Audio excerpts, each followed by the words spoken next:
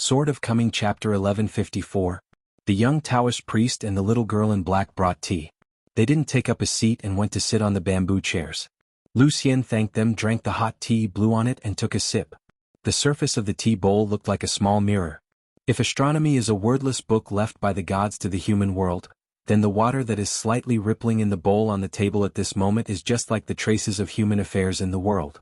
Lu Xian was worried, borrowing a book? I'm afraid that Jing Juzhong was deliberately vague, but in fact he came here to borrow fate and borrow the way. Borrowing my books, coming to kill my people and steal my teachings? Nowadays, among the desolate mountains, isn't there a person who likes to borrow Taoist names from fellow Taoists? Bai Jing possesses more than 30 completely cut-off incense channels. How did he come to be? Lu Xian had to admit that there was no chance of winning against Jing Juzhong in a battle of wits, courage and strength. For the time being, there are still many monks who have not noticed a certain terrible truth. Nowadays in the world, or simply the entire world, the only person who can restrain Jing Juzhong is the Lixing, who must stay outside the sky. Also like Yudo? Wild and spectacular? So Lu Xian's only support at the moment is that Jing Juzhong is too inhuman, and every move he makes will be watched by the Confucian temple? Jing Juzhong said directly, "Don't think too much, it's just the literal meaning. I want to borrow the earth mirror from you." Lu Xian asked in confusion. Mr. Zheng is a scholar of heaven and man, but he is also interested in this book?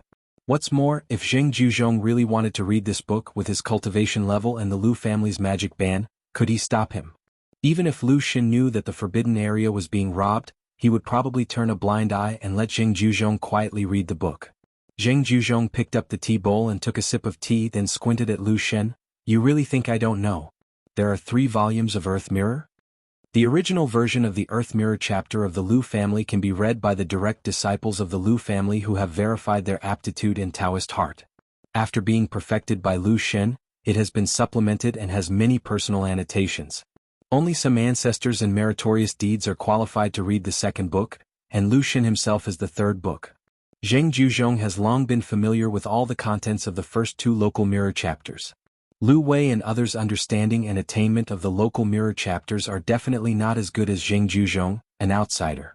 They meet on the road and it is hard to say who will give guidance to whom. Lu Xian took a deep breath. Lu Fang knew one thing. Zhou Zi had indeed stayed in Gongda Lin for a period of time. The Confucian temple opened a door specifically for him, and Zhou Zi was able to gradually master the knowledge of yin and yang and the 5 elements. A large book known as the first of the group of scriptures. It also has 2 auxiliary scriptures such as Wing. One part was placed in Linlin Terrace of Gongda and preserved by Jingsheng Shiping. One part is collected by Mr. Lu in the Jilan department on Tiantai. As the legitimate head of the family, Lu Xian was able to continue the path of his predecessors and study this book.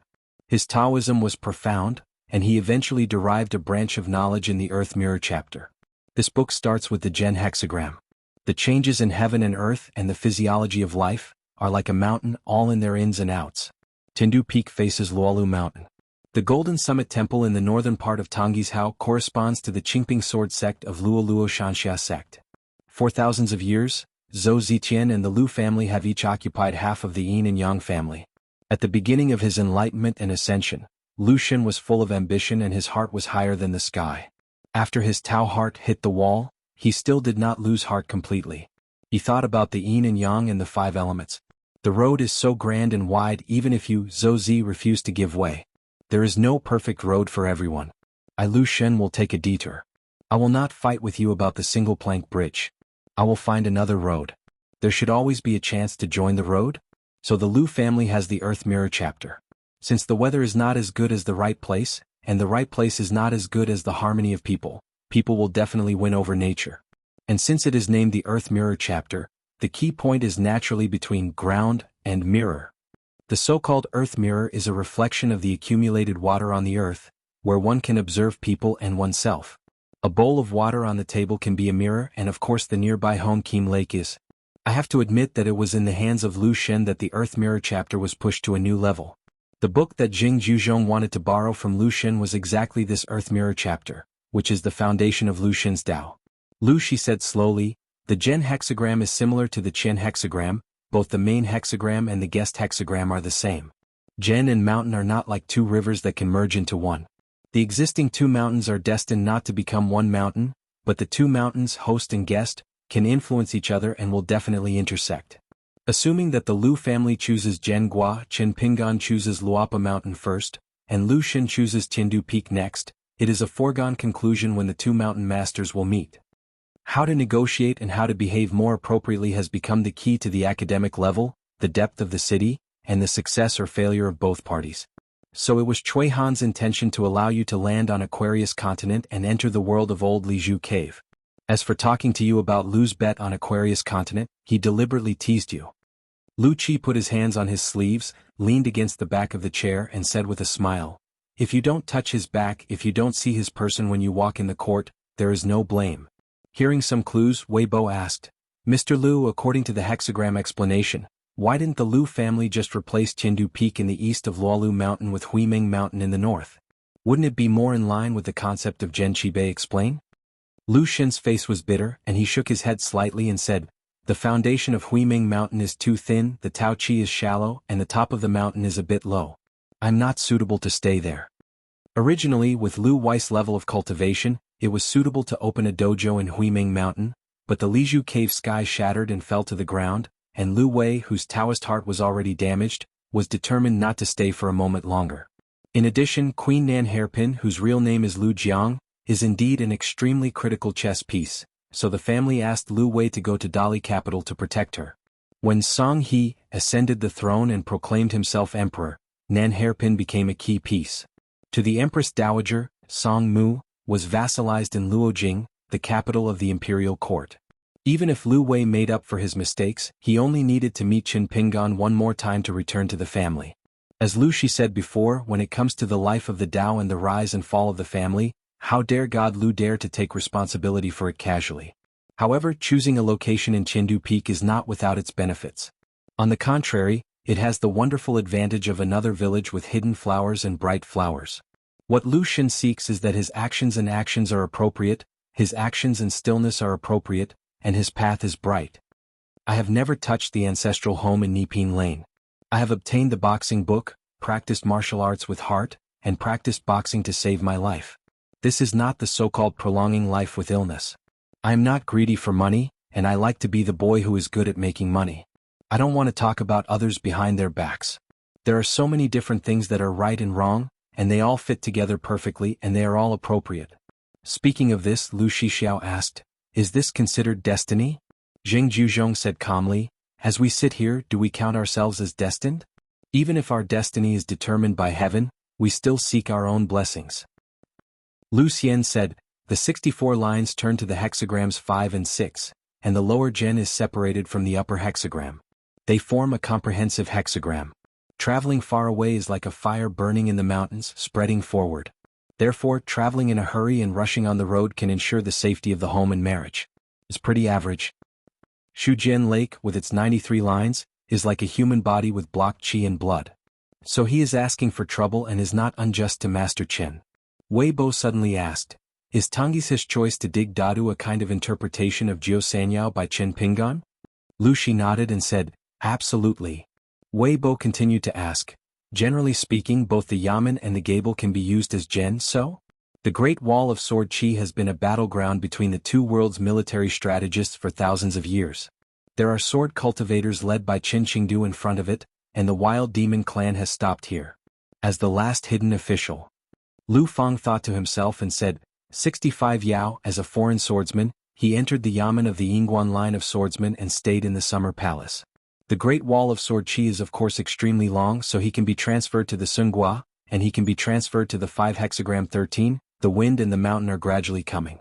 When the Great Wall of Sword Qi is broken into 2 parts, guard the city head alone, then retreat to the hexagram gen, go up to the 9th, the auspiciousness of Dun Gen will end with a thick one. Lu Xin said abruptly, "Wei Shinjun, don't forget, in addition to the walls and yamen, there are also academies and school podiums." Wei Bo frowned slightly. Lu Xin sneered and said, "Wei Shinjun doesn't really think that Master Qin is pretending to be a Taoist priest in the capital of Yushuan Kingdom, setting up a stall to tell fortunes for passers-by? Is it a joke?" Even if he and Zhou Zi are mortal enemies, Lu Shen, as a bystander, has to say something fair for Zhou Zi. If not Qin Pingan, who else should he target? Zhou Zi has great worries in his heart. If the great monk has his thoughts together, heaven and earth will respond in kind. So the Tao is selfless, and all the goodwill that Qin Pingan has given to the world will one day be returned to heaven and earth. Lu Xun also wanted to use some method to imitate the embroidered tiger that could turn the sky. Lu Xun couldn't help but ask, are these all Xiaohu's plans? Were they all calculated by him long ago? It is only said that the Dali Imperial Court and Luolu Mountain belong to Yinyao versus Yinyao. Although they are in opposition, it is just due to their location, but there is no direct conflict because Cui Chan serves as the mediator. When Cui Yi left, Qin Pingan, Lu Wei and Nan Hao met again in the Imperial Palace of Lijing City, and they became Yang Yao to Yang Yao. Qin Pingan, whose birthday was May 5th, was in the 9 5-year plan. In the palace where the two sides were sitting, the two sides did not completely fall out. It would be an easy thing to chop off Lu Jiang's head. Lu Wei shook his head and said, playing chess is not about playing scores and life is not like playing chess. Planning and planning are not as good as the wisdom and courage at that time, and it also depends on luck. Cui Chan made many miscalculations, but they were soon eliminated by him. Corrected. For Cui Chang, if the preacher and protector on the mountain just handed down a few mantras, gave a few secret books of exercises, and gave a few magic weapons, then it would be too easy to go to the mountain to seek immortality. Pursue nothing wrong? There is a lake of slips and slips, no matter how hard you try to fix it, it is still a mistake. Everything is wrong? There was also the scene with the fire dragon master in the Dragon Palace cave. He asked again and again until he came up with an answer that I had been wrestling with for a long time. Can you be at peace if you know right and wrong? Year after year, how does it feel to guard the Great Wall of Sword Qi alone, unable to see what tomorrow will bring? Zheng Juzhong said from his heart, when I was in the wilderness, I did some deductions on the Earth Mirror chapter. I can only gain some experience. It is more than enough to deal with the ordinary Ascension realm. With this method, it does not consume energy and does not damage the power. I only need 100 years of effort to kill someone invisible, but it is foolish to target a person in the 14th realm in a short time, especially if the other person is a person who has been familiar with the world for a long time, so he needs to be hidden by you. This private piece of Earth Mirror. After all, Lu Xun is Lu Xun and Clay Bodhisattva still has a third of his anger. It's obviously a calamity, why bother talking about borrowing books? When it comes to one's own Taoist roots, Zheng Zhezhong's so-called borrowing of books is no different from checking the Taoist mind. With Zheng's mind, I believe that as long as he reads the book, he will be more like the real Lu Xun than himself. Zheng Juzhong smiled and said, at least it sounds better, doesn't it? Lu Xun was speechless, his thoughts changing rapidly. Zheng Juzhong said, it's not a business, how can I get any reward? Just to show you, you want me to swear an oath that I will not hinder your union in the future, so that you can feel better? I'm too lazy to do that. As for asking me to, I promise that I will take care of the Zhong to Lu family once or twice in the future and do the work of rescuing people in need, so there is no need to talk about it. Lu Xun stretched out his finger and pointed at the sky. Mr. Zheng is still in the 14th realm after all. Can he really do whatever he wants now? Zheng Juzhong said, then I really have to kill people to borrow books. Borrowing books to kill someone is killing others. If you kill people to borrow books, you will be killed, God Lu. Lu Xun shook his head, his eyes stern. I bet you don't dare. Silently recite the true name of the sage in your heart. After offending Zheng Juzhong, hiding in the central Tujia family will not help until he successfully merges with Taoism. Then he can hide in the Merit Forest of the Confucian Temple. At worst, he will become Lu Cha's companion and devote himself to cultivating Taoism for hundreds of thousands of years. Lu Yen looked pitifully and reminded, God Lu is the real name of the Li Sheng Zheng Juzhong? Lu Xun was in a trance, his face twisted, Dao Qi rippled, he shook his head, his Dao heart was shocked, he almost broke the power and started to curse Zheng Juzhong. It turns out that the home mind has been occupied by doves, like a mansion being robbed by giant bandits. The pure and unsullied Dharma image in the mind has changed into the appearance of Zheng Juzhong at some point, and Li Xing is linked to Zheng Juzhong. As for the real name of Li Xing, what is it? Lu Xun, the majestic five-color mind of Dharma, is like a mural that is gradually painted into black and white. Lu Xun struggled to maintain a little bit of his true spirit. He was so anxious that he looked at the heaven and the earth, showing the force of a prairie fire. The palaces, vegetation, people and words all burned up. What was turned into ashes were all Lu Xun's Taoism. Zheng Juzhong said to himself, everyone says that I am a demon and I never deny it. Do you, God Lu, think that I am a gentleman? Lu Xun used more than 10 kinds of secret magic and magical powers, but all of them were destroyed by himself, one by one with the movement of his hands and feet, and he was easily resolved. That jianghu still sprinkled salt on Lu Xun's heart, and the eyes of the Dharma Prime Minister shone brightly. It's really helpful to open the book. In a few years I will definitely be able to successfully join the Tao.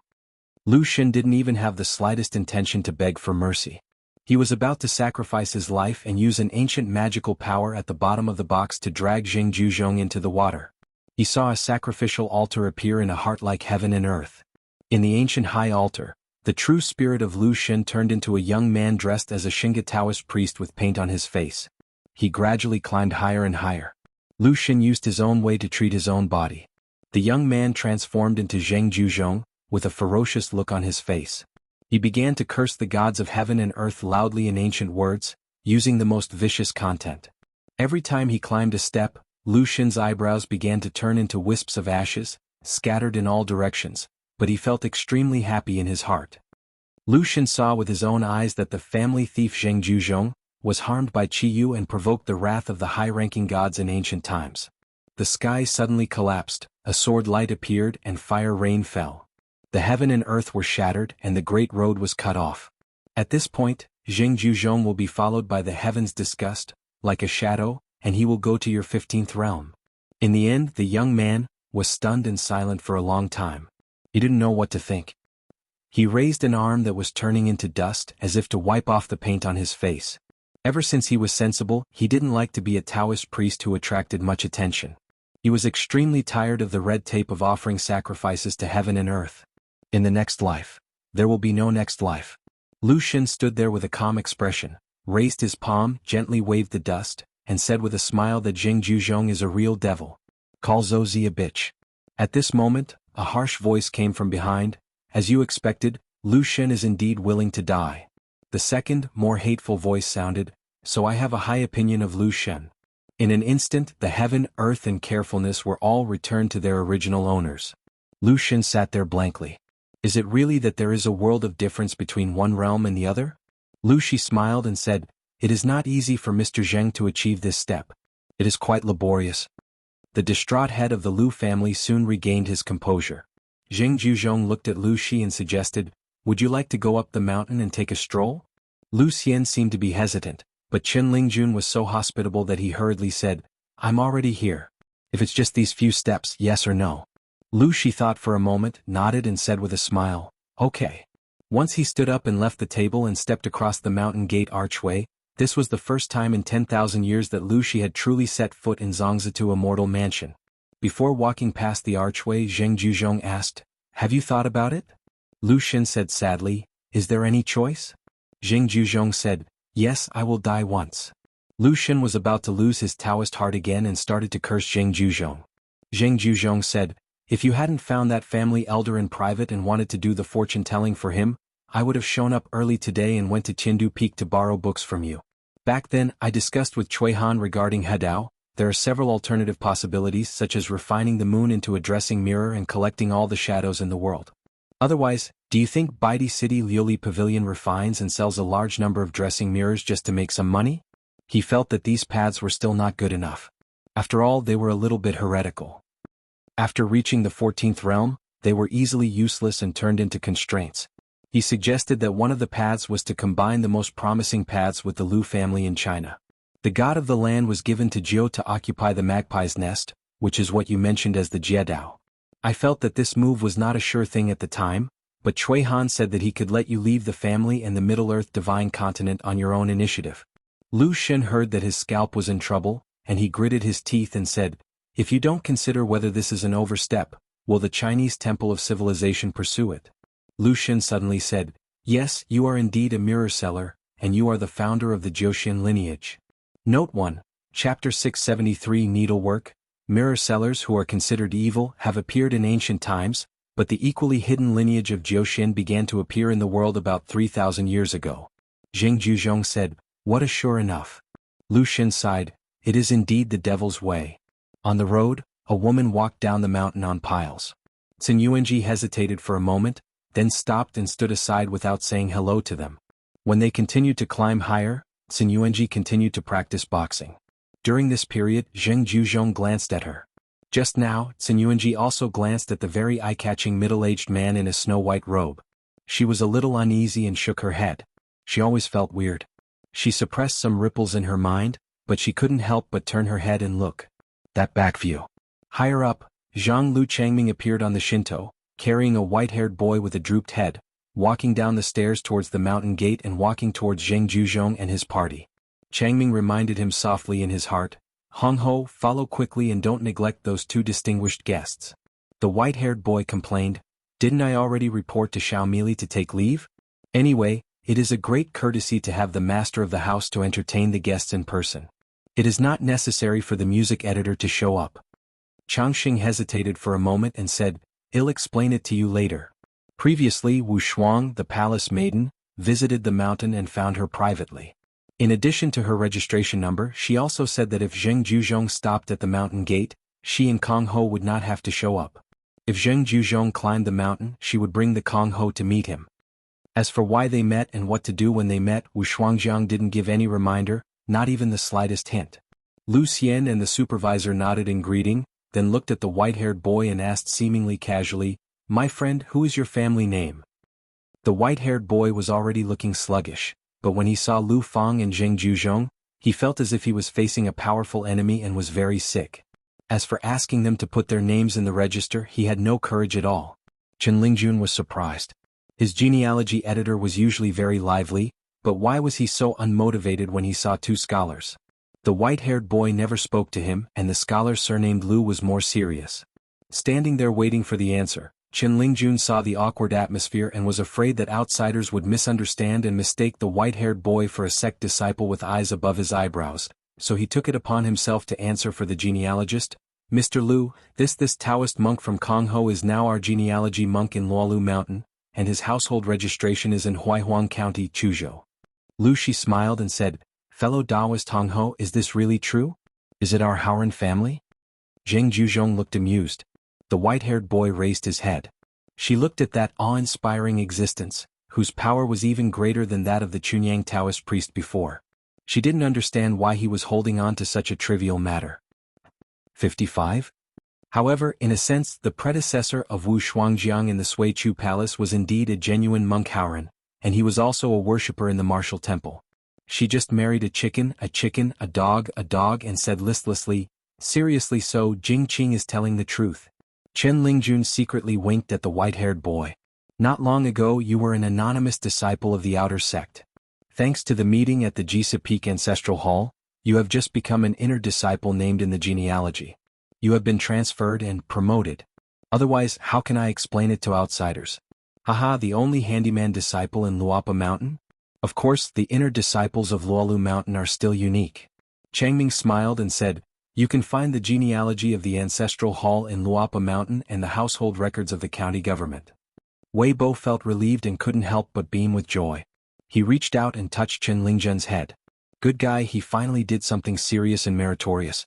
Chen Lingjun immediately became unhappy and shook his head, no matter how big or small. Lu Fang stared at the demon incarnation, smiled and said, "Okay, I understand." Wei Bo felt really happy and patted the kid in green on the head. Again. Chen Lingjun suddenly glared. "My nephew and his friends are here. Could you please give me some noodles, Brother Wei?"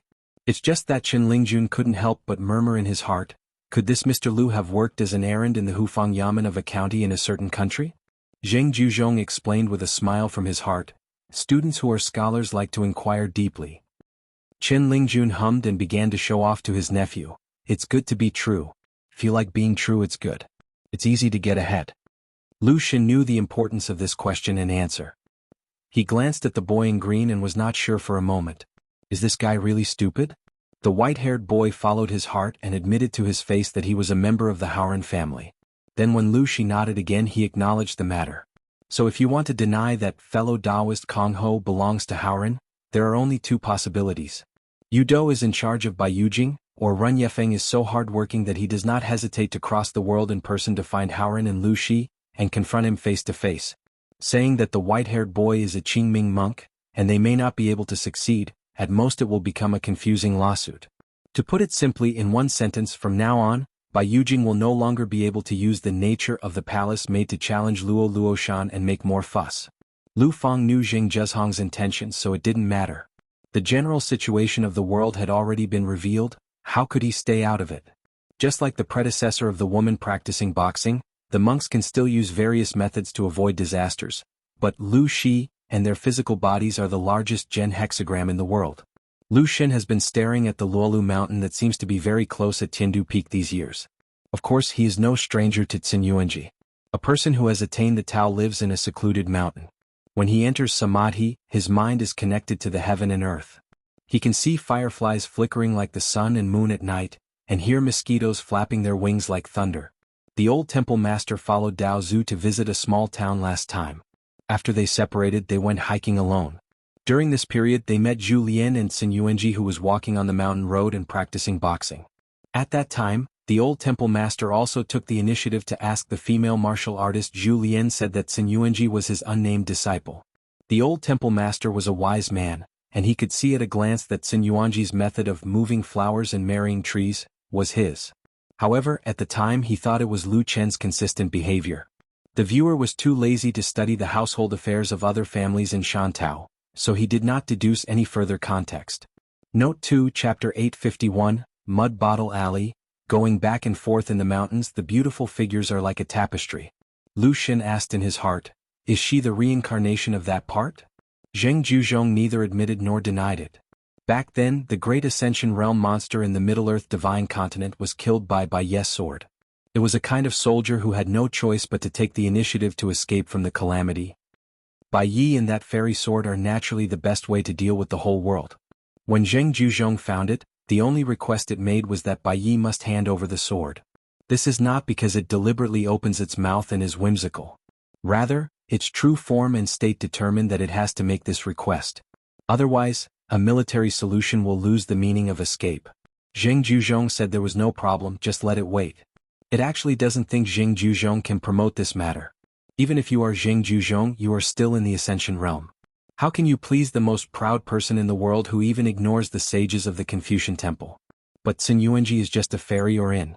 Of course you have to pay to stay in an inn, which is why Xinyuanji has many opportunities besides practicing boxing. The guests had all climbed the mountain and cleared the table together. Xianwei took out a Taoist book from his sleeve, read it for a moment, raised his head and asked in confusion, "What about millet grains?"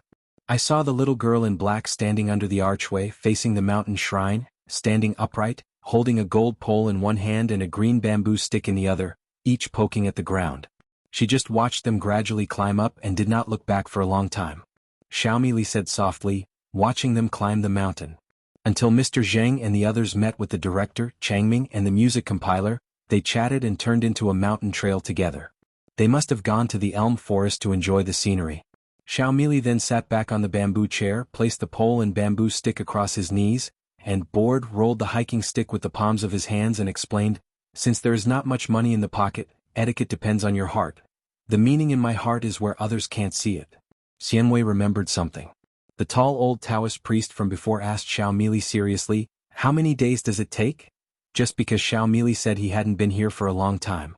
But no normal person would be able to ask such a question. Fortunately, Xiaomi responded and reported the exact number. Xianwei held the title of Taoist priest and had been wandering around the world for many years. He was forced to make a living and was a good observer of people's emotions. It was obvious that the mountain owner was very nervous at that time.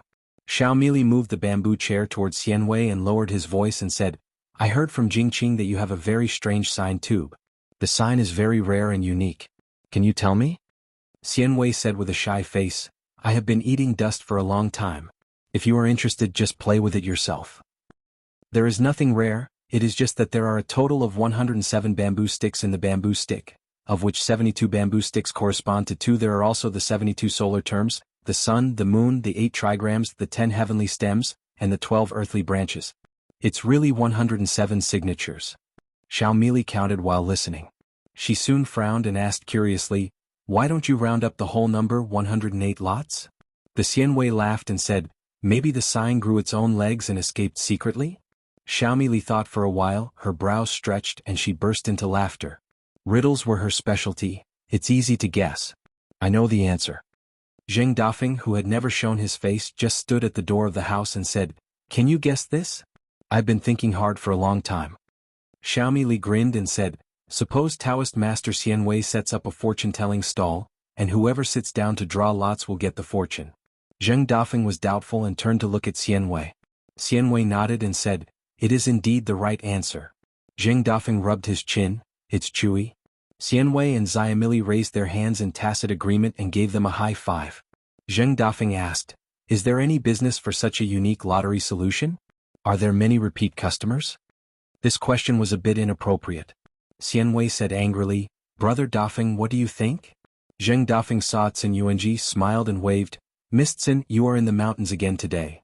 Cin Yuanji was confused after hearing this, so he ignored his search for words and continued walking until he reached the foot of the mountain and climbed the mountain again. Zheng Dafeng said to himself, don't wait for that little brat like Li Huai. Rely on your own efforts and have enough food and clothing. He strode toward the town. He just stopped suddenly and turned to look at the young Taoist priest. Seeing that he did not go to Fuyao Lu, Xianwei asked curiously, Brother Dafeng wants to go to the county seat? Zheng Dafeng nodded and said, go to Yang's pharmacy and bring back some items. Although Xianwei was confused, he didn't ask any more questions. Zheng Dafeng said, don't be stunned. You should follow and lend a hand. I can't move it alone. Xianwei timidly said, Pindao is just cheating money at most, not a thief. Zheng Dafeng smiled and said, don't talk nonsense. Xianwei had no choice but to follow and asked Xiaomili to help guard the door. Xiaomi was secretly happy, oh haha, I guessed it all. Zheng Dafeng took Xianwei on foot out of the western mountains, chatting along the way.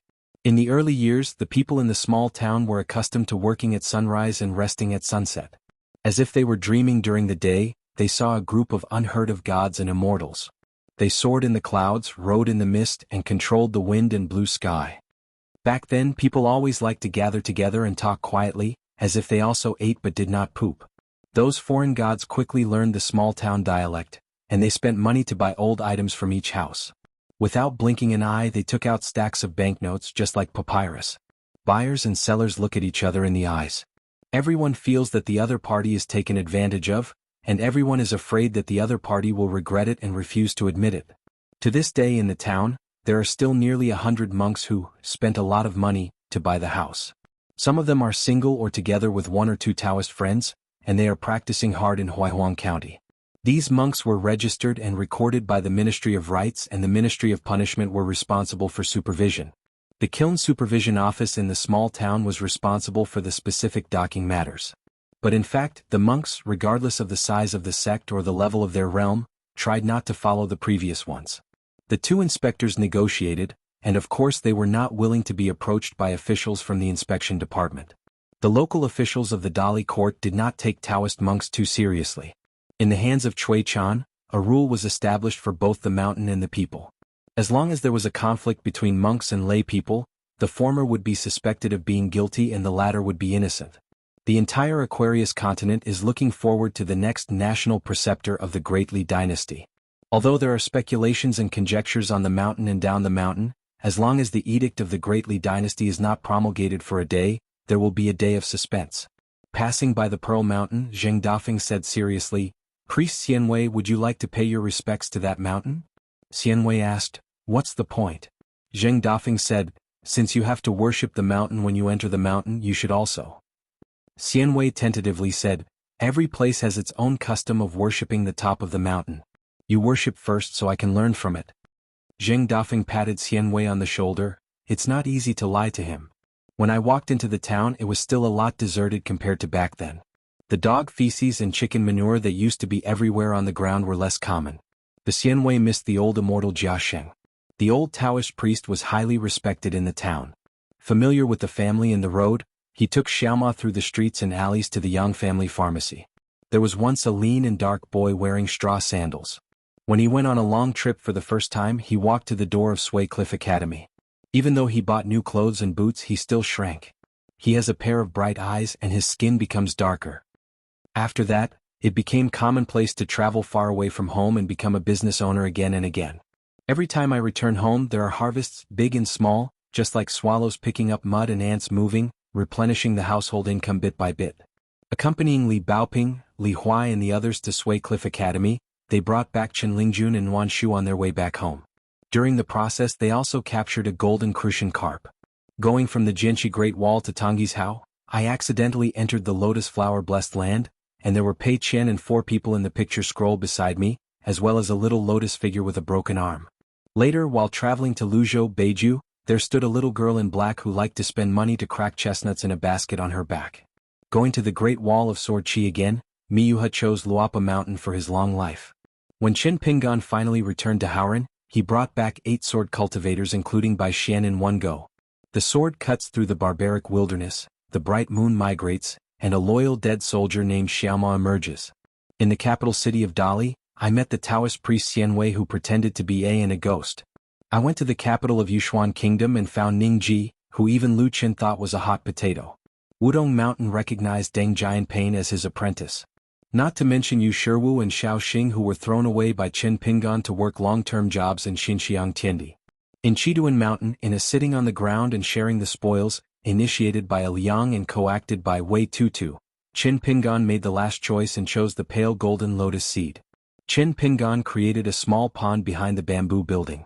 They are all waiting patiently for the germination and flowering of the seed in the lotus pond.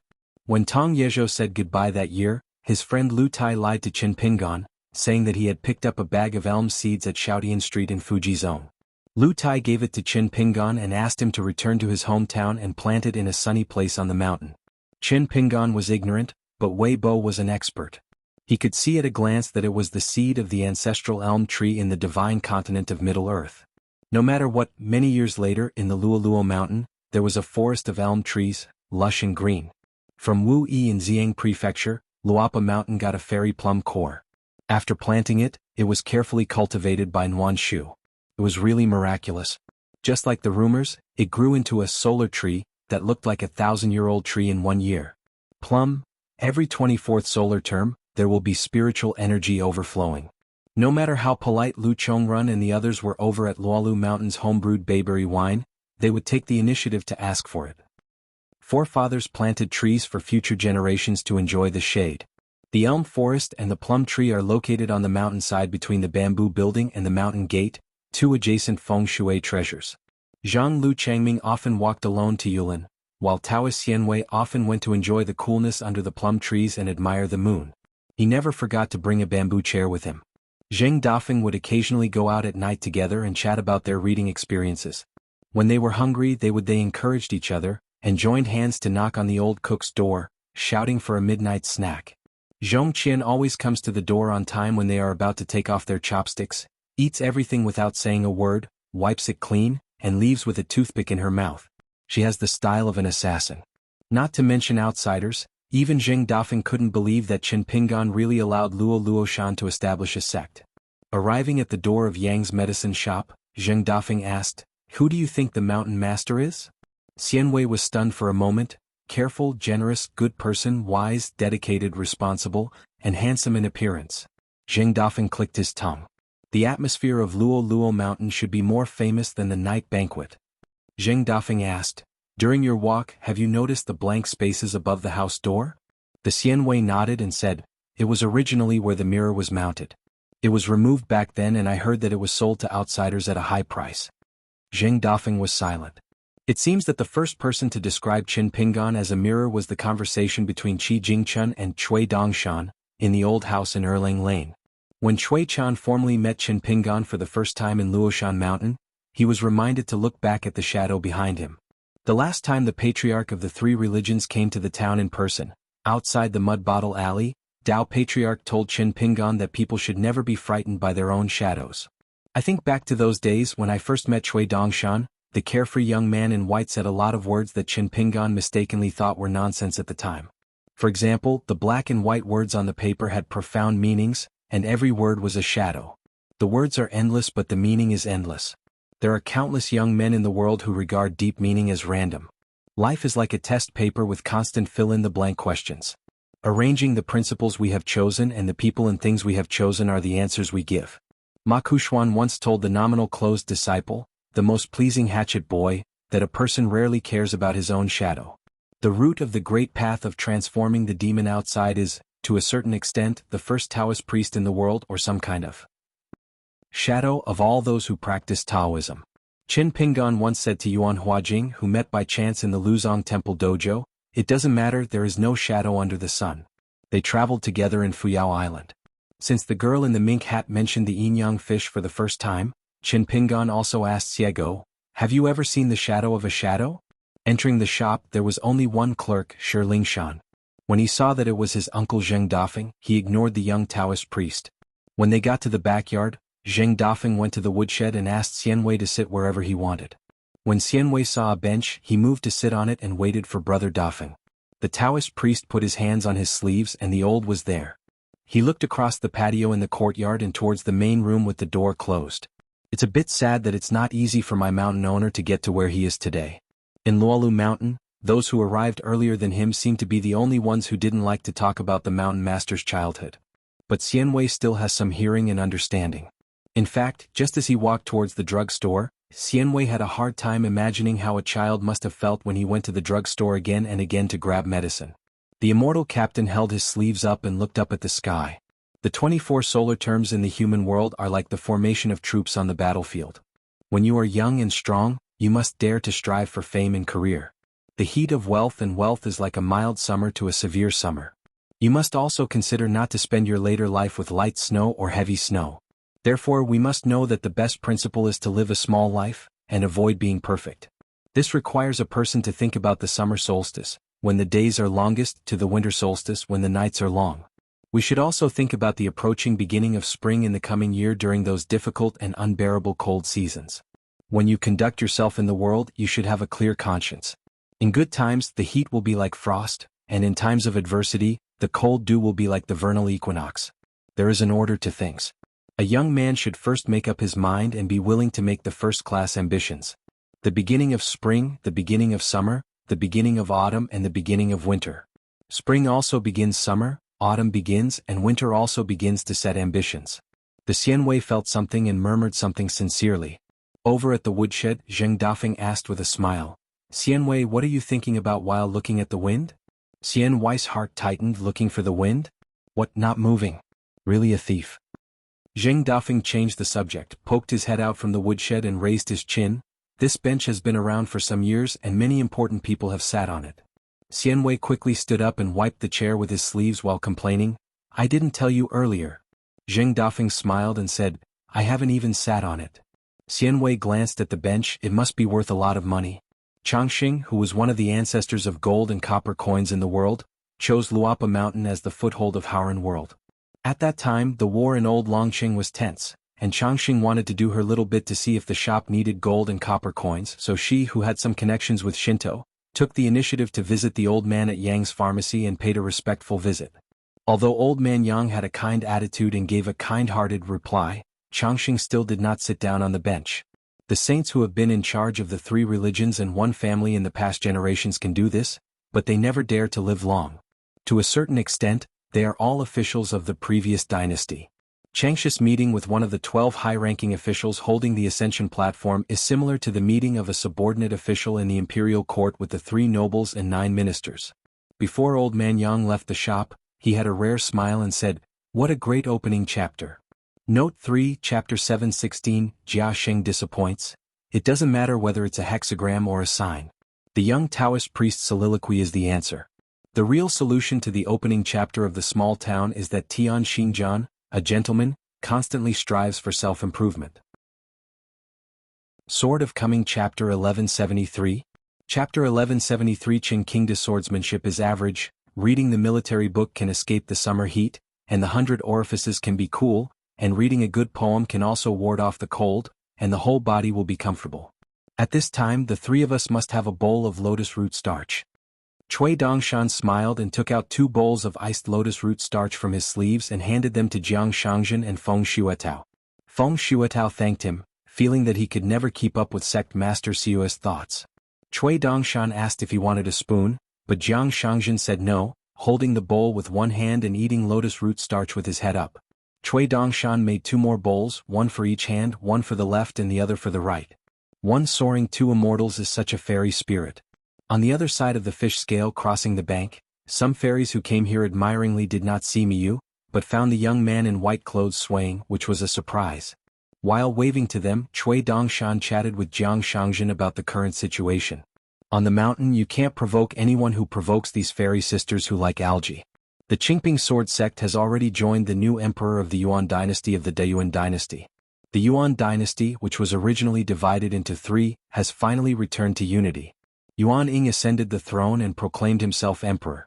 The Qingping sword sect and the Deyuan dynasty are close neighbors. The new emperor of the Yuan family promises that in the future, not only the sword cultivator embryos who can meet their luck, but also the children who are suitable for Taoism will be sent to Xindu Mountain first. As long as Qingping sword is willing to accept it, they will automatically become outer disciples. As for whether they can stay or not, it depends on their own good fortune. In addition to Kuqing barnyard officer, there is also the female cultivator Wang Manming, nicknamed Qianhu or Qianjun, and now they have all become outer disciples of Qingping sword sect. One worked in the brewing bureau and served as the deputy to Lao Qiu Du, while Qianhu took a job at the Huaiyue bureau, which was regarded as helping Midai Jiangxian. In addition, on the other side of the Rin River, there will also be several active-minded subordinate officials of the Hebeshifu, who will enter the Xindu mountain realm, and will not be included in the genealogy for the time being. If Luopeishan is said to have many vassal hilltops, few genealogical members and few institutions, evenly spread out, there are several people on one hilltop. Then Qingping Jianzong has more official offices than officials. On average, it is almost one office per person. What's more, Jiang Shangzhen could see at a glance that such big divisions as the Department of Merit and Demerit and the Department of Operation would soon spawn a series of subordinate offices.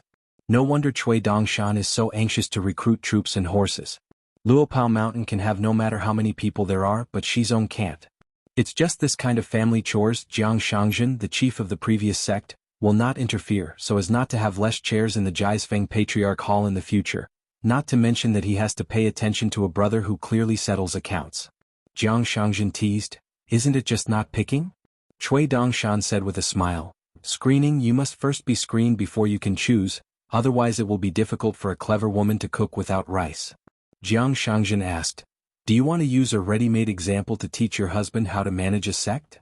Cui Dongshan said angrily, "How dare I have such a rebellious idea? Chief Zhou is going to spit blood." Jiang Shangzhen smiled and said, "I really envy you. You can start all over again and make a comeback."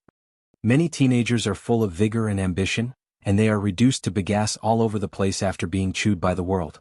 With Jiang Shangzhen's realm and means, even if he does not talk about the identity of the cultivator of the Yugui genealogy and the head of the Jiang family, it is not impossible for him to change his place, change his face and establish a sect. It's just that my heart doesn't allow it. I'm really too lazy to toss. It's like a road, if you walk it again it's safe to walk, but the scenery along the way is too similar. Feng Shuatao was a little envious of the relationship between Jiang Shangzhen and Cui Dongshan. On the mountain, it is not easy to find such like-minded friends who not only share weal and woe, but also work together for a long time. Feng Shuatao, whose name is Qingmi, was born in Yixiu and his hometown is in Aizhou. He has known Lu Kaishan and Wei Shi for a long time, but they did not get along. Cui Dongshan said, "Yangji is now in the capital. She changed her identity, changed her name to Jingxing, and became the worship of the Dequan dynasty." Jiang Shangzhen said with a smile, "The capital of Yunyan Kingdom is not the night boat that took Brother Feng and Miyu on board?" Cui Dongshan shook his head and said, "She and Nin Daoist will do their best to help migrate waterways and mountains and peaks." Jiang Shangzhen laughed and said, "It's all cultivation, it's always like this, knowing that there are tigers in the mountains I tend to go to the Tiger Mountains." Cui Dongshan raised his head and ate the iced lotus root starch and sipped, "There are several good dreams in the basket of cherries in Xingyi." Jiang Shangzhen said, "Is there anything else that needs my intervention here?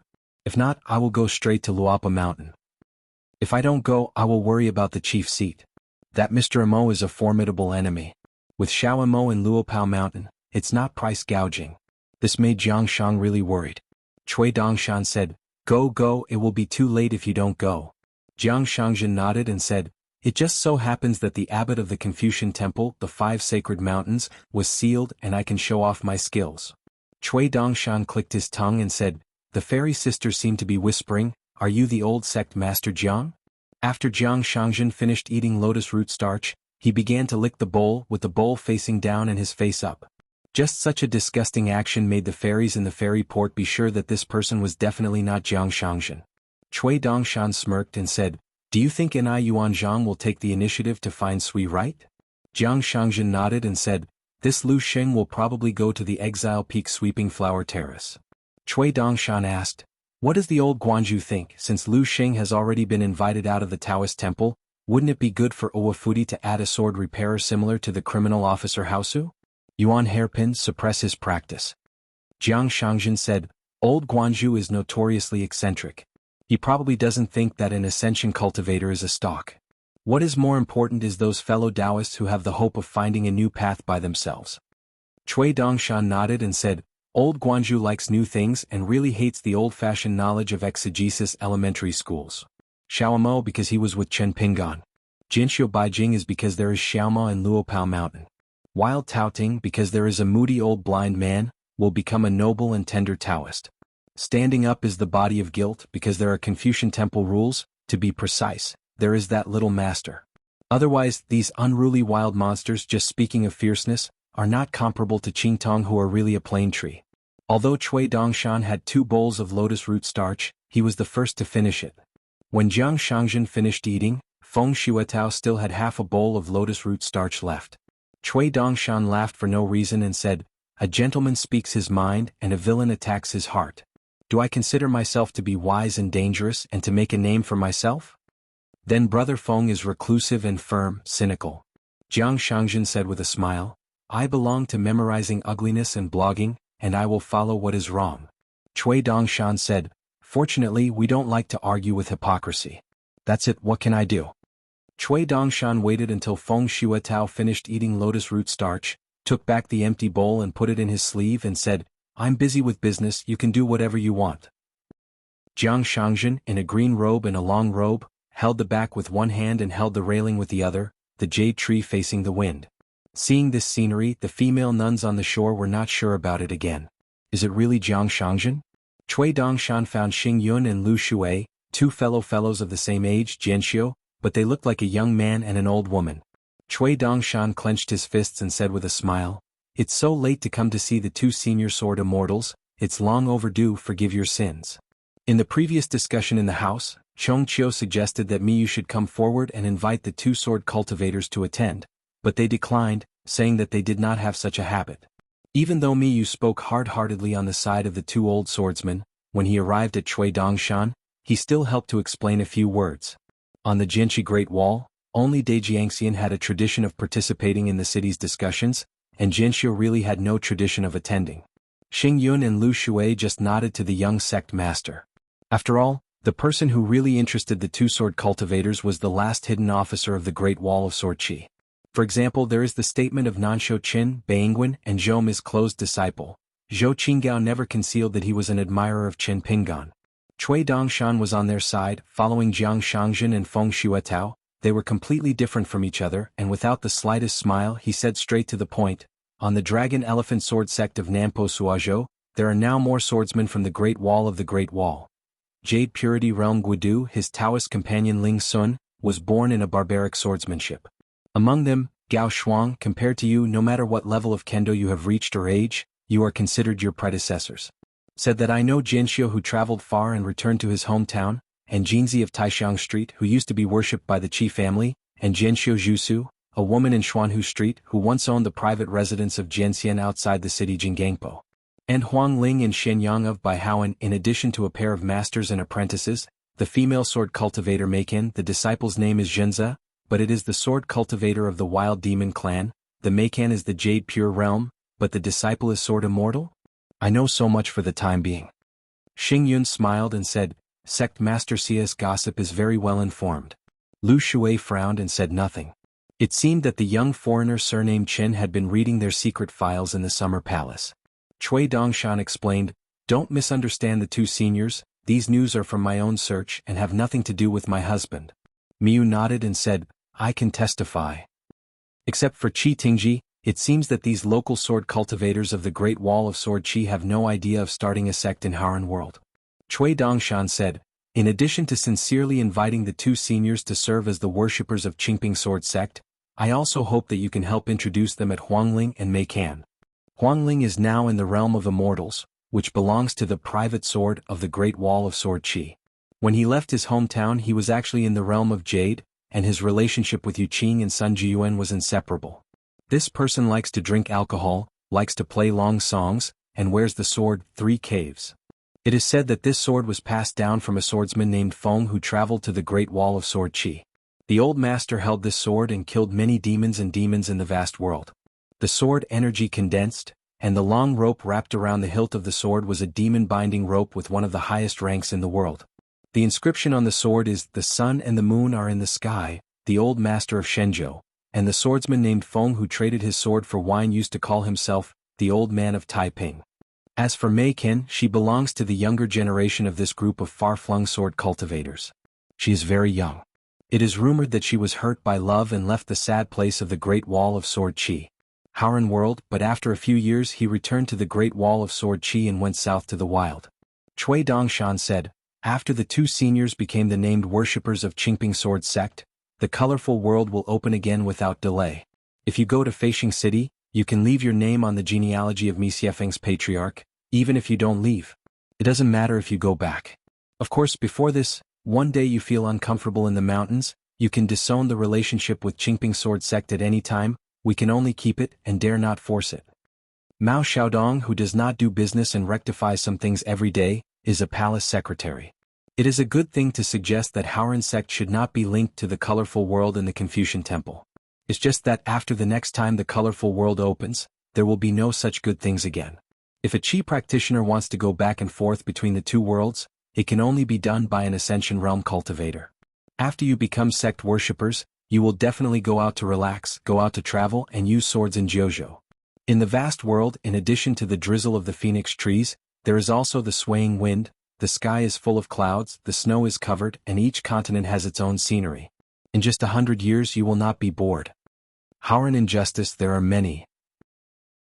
As long as you use your swords to make up your mind, no matter how much mess you will make in the future, I, the suzerain, will be in charge of the bottom line. Hearing this, Lu Shui interrupted Cui Dongshan's rhetoric, and the old woman said indifferently, "Can you tell the truth? Even if Sect Master Cui is an immortal, is his tone a bit too loud? I just said that I will travel to other continents in the future, and I will provoke me on the road. A soaring realm or a quarrel with a time-honored sect, and the result is a lawsuit all the way to the Confucian temple. Maybe Qin Pingan can get the bottom of it and you Cui Dongshan can really settle it? Or if you say something, let's go to Zhong Luopao Mountain?" If Jianxiu, the hometown of the Great Wall of Sword Qi, said such words, she would believe it. According to Miyu, the young suzerain surnamed Cui was a Qi practitioner in the immortal realm, and could be regarded as half a sword cultivator. Cui Dongshan said with a smile, "It's really a problem and I definitely won't go to Luopeishan for help. As long as it's the next case, our Qingping sword sect can solve it on our own. I Cui Dongshan don't dare, it's inappropriate and I don't need to." "Excuse me, sir." Xingyun said with a smile, "Sect Master Cui, you must not lack the skills of a sword cultivator, you just have the temper of a sword cultivator. I'm a bad person, just get used to it." Lu Yong glanced at Xingyun, and it was rare to say something pleasant to his ears. Cui Dongshan smiled and said, "You don't need me to get used to your style of speaking, it's already good." Xingyun and Lu Shui looked at each other. This Cui seems to have a good appetite? The 2 sides said in their hearts, "Xingyun, do you want to go to Luopao Mountain first, see Qin Pingan, and then decide whether to join Qingping Sword Sect?" "I don't think it's necessary, so there's no need to go around like this," just like Cui Dongshan himself said, "One day it's uncomfortable to stay and he'll just walk away. Then you go to contact Mei Qian? I'm here to find Huang Ling? Okay, there are also Jingzi and Jusu. Let's get in touch together. You won't be pulled over by Qi Tingji. Qi Tingji outside the battlefield will be an eyesore. Oh, jealous that other people's skins are better than you? Let's talk about business. Why are you talking about this? By the way, it seems that Shenyang has a good relationship with your master. He is now the guest of the Dragon Elephant Sword Sect. You can talk to him and see if you want to come here. To be worshipped. If Mei Qian and Zhu Su both come here, you must be very happy, right? Children are long in love, it's meaningless, it will only delay sword practice. The original words Zhou Qing told you back then? Lu Shui, are you finished yet? After Cui Dongshan said goodbye, Lu Shui did not leave the house immediately. Xingyun remembered an old story from his hometown. In fact, he and Gao Kuei, who inherited swordsmanship and belonged to the Dragon King's lineage, were very close friends. They often stationed at the head of the city together. It's no exaggeration to die brothers. Gao Kuei has a master's biography, but it is a pity that there is no better than nothing. Xingyun was born at the bottom of the market and grew up step by step. If you have an account book, don't think about defaulting on your account, in fact it's just talking about it. In his hometown, having a sword cultivator status is nothing, killing demons and accumulating military exploits is nothing, they are all normal things. Come and go. In the past, the large and small restaurants on the Great Wall of Swordchi, which account room did not leave a lot of confused accounts that were owed and not repaid. It seems that there is only the small wine shop later. The 6 relatives do not recognize it, and they insist that they will not take credit. Lu Shui has a mentor in her hometown. There are a lot of sword cultivators. She is quite beautiful in the Great Wall of Swordchi. She still remembers that when she left her hometown, the youngest sword cultivator was an orphan, who seemed to be called Han Rong. The child's aptitude for practicing swordsmanship is average, but his temper is quite stubborn. Every time he smells the smell of alcohol on the elders of the division, even if it is an old swordsman of the master's generation, the child will have a dark face. It seems that as long as other people drink, they are enmity with their children. That's why Lu Shui had a little impression of this child. Before Lu Shui asked Miyu a lot of questions. One of them asked Miyu if he knew about a sword repairer named Han Rong, who was in Ascension City now. It's just that Miyu is a door in Chunfanzhai and Summer Palace in Upside Down Mountain. He only knows the archives of Shangwujing and some Earth Immortal sword cultivators, so Miyu doesn't know if Han Rong followed him to Wuxia Tianxia Feishing City. In fact, Miyu knew that Lu Shui just wanted to ask if Han Rong was alive. So Miyu said that Lord Yingguan must know about this matter, and he could help Fei Jian send a letter to Jiaisfeng to ask, but Lu Shui said it was unnecessary. Miyu has his own plans, so I still have to ask if Han Rong is already dead in the battle. With the reply from Lord Yingguan, Miyu will just pretend he doesn't know about it, but if he is still alive he will tell Lu Shui. Xingyun opened a pot of wine on the table, looked at Lu Shui. The old woman nodded. Xingyun arrived at 2 bowls of wine, and heard from Miyu that it was the most famous and best-selling drink on the Great Wall of Swordchi. There are 3 grades of this kind of wine in the shop. The weakest one costs only 1 snow, and the other one sells 5 snows for money. The most expensive one is 10. It is also called Qingshan Divine Wine. A pot is sold on a first-come, first-served basis. Xingyun laughed instead of being angry. A little in the Dragon Gate realm, his realm is not high and his tone is not small. Miyu turned around and left. Lu Shui suddenly pointed to a pot of wine on the table and asked, "I didn't write my name, what's it called?" Miyu stopped and turned his head, glanced at the jug and said with a smile, "It's a kind of local shochu called Yaba Lake wine." Miyu went straight away and the door closed on its own. After a long silence in the room, Lu Shui lifted the mud seal of the jug of wine, shook it, lowered his head and sniffed again. "Good name." Xingyun twitched the wine bowl with 2 fingers, and then tapped the table lightly, signaling to pour the wine. At the wine table, the sword fairy is to the wine, and the old woman is to the young man. The people's state of mind is absolutely clear. I have been away from home for thousands of years, but my heart is still young. A group of people rushed to Yilindu, Zhongkue and Ghost Yujin. Li Baoping, Jing Yugan talking about Ingzhou. This trip together went to many places and visited a small half of Tongyi's Hao. They were not in a hurry to board the Tongyin ferry. Under Eugene's suggestion, they first found a restaurant near the ferry port to eat fresh and pickled Don River. Zhongkue really couldn't eat this, so he ordered another portion from Li Baoping. Hot pot. Zhongkue had an oil paper umbrella in his hand, which he had previously picked up at the foot of a mountain. Nowadays, Yilindu does not worry about paying customers.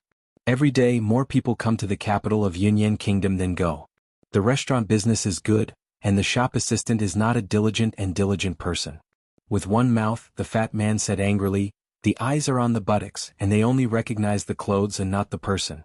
Back then, this kind of thing was not a good thing for a jester and he was dragged out and beheaded twice. Zheng Yu dryly said, "Senior Gusu, calm down. They all said that the prime minister can hold a boat in his stomach, let alone a former emperor." Tan Ningzhou actually always wondered that this fat man who always likes to use the word widow on his lips seems to be a rather elegant character besides being ugly. Walking along the way, reciting poems and writing opposites, copying ancient monuments, knocking iced tea, simmering taro, and chewing plum blossoms with shui. A fat man who is clearly called Eugene but calls himself Suzhou, and is good at everything. The boy in white threw his sleeves, swaggered into the restaurant, and slapped the fat man on the back of the head. When I saw Cui Dongshan, Li Baoping and Jing Yuqian, who were also from the same line of Wenxing, had different names. Jing Yuqian called a little brother but Li Baoping called a big brother. If someone else called Cui Dongshan like this, Cui Dongshan would have been unhappy for a long time. You have to say a word, you are the senior brother and your whole family is the senior brother. But since Li Baoping shouted like that, Cui Dongshan endured it. Li Baoping said, "Little master set a date, let us all go to Luapa Mountain." Cui Dongshan looked blank. "Sir didn't tell me about this." Li Baoping smiled and said, "It's not surprising, you are the proud disciple of the little uncle." Cui Dongshan smiled dryly, "Yes, yes." On the Tongyin ferry, after reminiscing about the old, with Qing Tong, Nin Daoist and Qing Tong came to the bow together to enjoy the prosperous night scene of Ulindis lights. In fact, they didn't have much friendship before, just like Qing Tong said, Nin Daoist belongs to the younger generation on his side and Yangji's side. Yangji was fine, he stayed in the wilderness 10,000 years ago, and he and Taoting, the ancestor who drove the mountain dog, often had an intersection, but Qing Tong was assigned to Tongye continent. Daoist Nin sighed with emotion for no reason. After all, it's different from the wild, I won't say no. Qing Tong remembered something. Daoist friend really chased down Dong Sanging? Daoist Ningsu said with a smile. The hero doesn't mention the bravery of the past. Any pursuit is just a misunderstanding. If you don't fight, you don't know each other. It's just a matter of sympathy. In fact, the truth is that Dong Sanging was in the wild hinterland back then. He slashed an Ascension Realm demon empress, cut off the opponent's head, put it in a bamboo basket and brought it back to the Great Wall of Sword Qi. Dong Sanging was seriously injured not long after he got out of a siege. On the way back home, Taoting saw an opportunity and wanted to go up and take a bite. After all, the old blind man doesn't care. In addition, Dong Sanging, who was carrying a bamboo basket on the road at that time, had to hide his breath, and Taoting vaguely remembered that young swordsman. When he went to the wild hinterland, he seemed to be just an ant-like Jindan swordsman. After 100 years, the realm can be where to go? Do you want to take a bite and eat a nascent soul? Taoting didn't know if he could plug his teeth. At that time, Dong San was even in a hurry, and was too lazy to entangle with Taoting too much, so Taoting shook his arms a little with prestige. When Taoting was about to use a few trump cards, the old blind man reminded him that the young man is a swordsman of the Ascension Realm. You don't recognize him, Dong Sanging, but the head in the bamboo basket, you must know each other. Want to get a bunch of buddies? Taoting was so frightened that he apologized to the young Jianxia surnamed Dong on the spot. Thinking of thanking the old blind man sincerely, it is rare to be kind and reminding me about this. As a result, I saw a neighbor standing beside the old blind man who rarely visited Shirwanda Mountain, Qin Qingdu. After Qin Qingdu put his hands down at that time, he just said with a smile, Taoting Road is friendly and powerful. The old blind man told Taoting to roll away, don't get in the way. If Taoting was granted amnesty, he hurried away. The old blind man said, if you don't kill that monster sword cultivator, Dong Sanging won't have to hurt the root of the Tao, and his future kendo achievements will definitely not be low. When Dong Sanging is in the 14th realm, you can relax a little. Separated? The implication is that it is a pity to help the family make a name for the so-called city head lettering. This transaction of Dong Sanging is not worth it. Qin Qingdu smiled and asked, if you don't kill that beast, is Dong Sanging still Dong Sanging? The old blind man was silent for a long time, and then he said, thanks to swordsmen who need to be pure. Qin Qingdu smiled and said, so you are destined to not be a sword cultivator. The old blind man asked a doubt in his heart that he had accumulated for many years. That guy, what's going on? Some people who can be killed but they don't kill them. There is absolutely no need to ask about the sword like the master of Bixiao, but he takes the initiative. Run to Luobaetan to provoke. It was a strange sword cultivator who couldn't even see his face clearly. Qin Qingdu said casually, I like to hide the head and hide the tail and a gourd. This guy was so arrogant back then and he didn't seem to like anyone. Long Jun and Yuan Xiang who sincerely asked him about swordsmanship, he was always there. I didn't care, I asked Guanzhan if he could see his Tao roots and swordsmanship veins, and he smiled and didn't say anything. I remember meeting me once, do you know what this guy did? The old blind man asked curiously, how? Qin Qingdu smiled and said, when passing by, this guy deliberately slowed down, glanced at me and then patted his shoulder. The old blind man became more and more puzzled. Is there a deep meaning? Qin Qingdu angrily said with a smile, I thought about it at first, but the result was that I was the first to guess the other person's mind. There is a far deep meaning. You probably told me that your swordsmanship, Qin Qingdu, only reaches my shoulders. Sighed. Back then the old blind man rarely had a smile. Miyu sat on a railing of the Tongyin ferry so that there would be no movement at the fish scale ferry, and seeing him was like seeing a ghost, so he deliberately chose a secluded place. Miyu took off the haoyang sword-raising gourd that was usually used as a wine jug from his waist, and it contained several kilograms of Duba Lake wine. Jianxiu Xingyun, who was already here, was running water. In addition, there are Gao Shuang, Zhusu, Jinzi, Guodu, Huangling, Shenyang, Makin. The Mishue Peak of Qingping Sword Sect has a flat stone wall that is as steep as a sword. In the future, sword cultivators can engrave text on the cliff, and the content is arbitrary according to their preferences. After thinking about it, Miyu didn't know what he could write.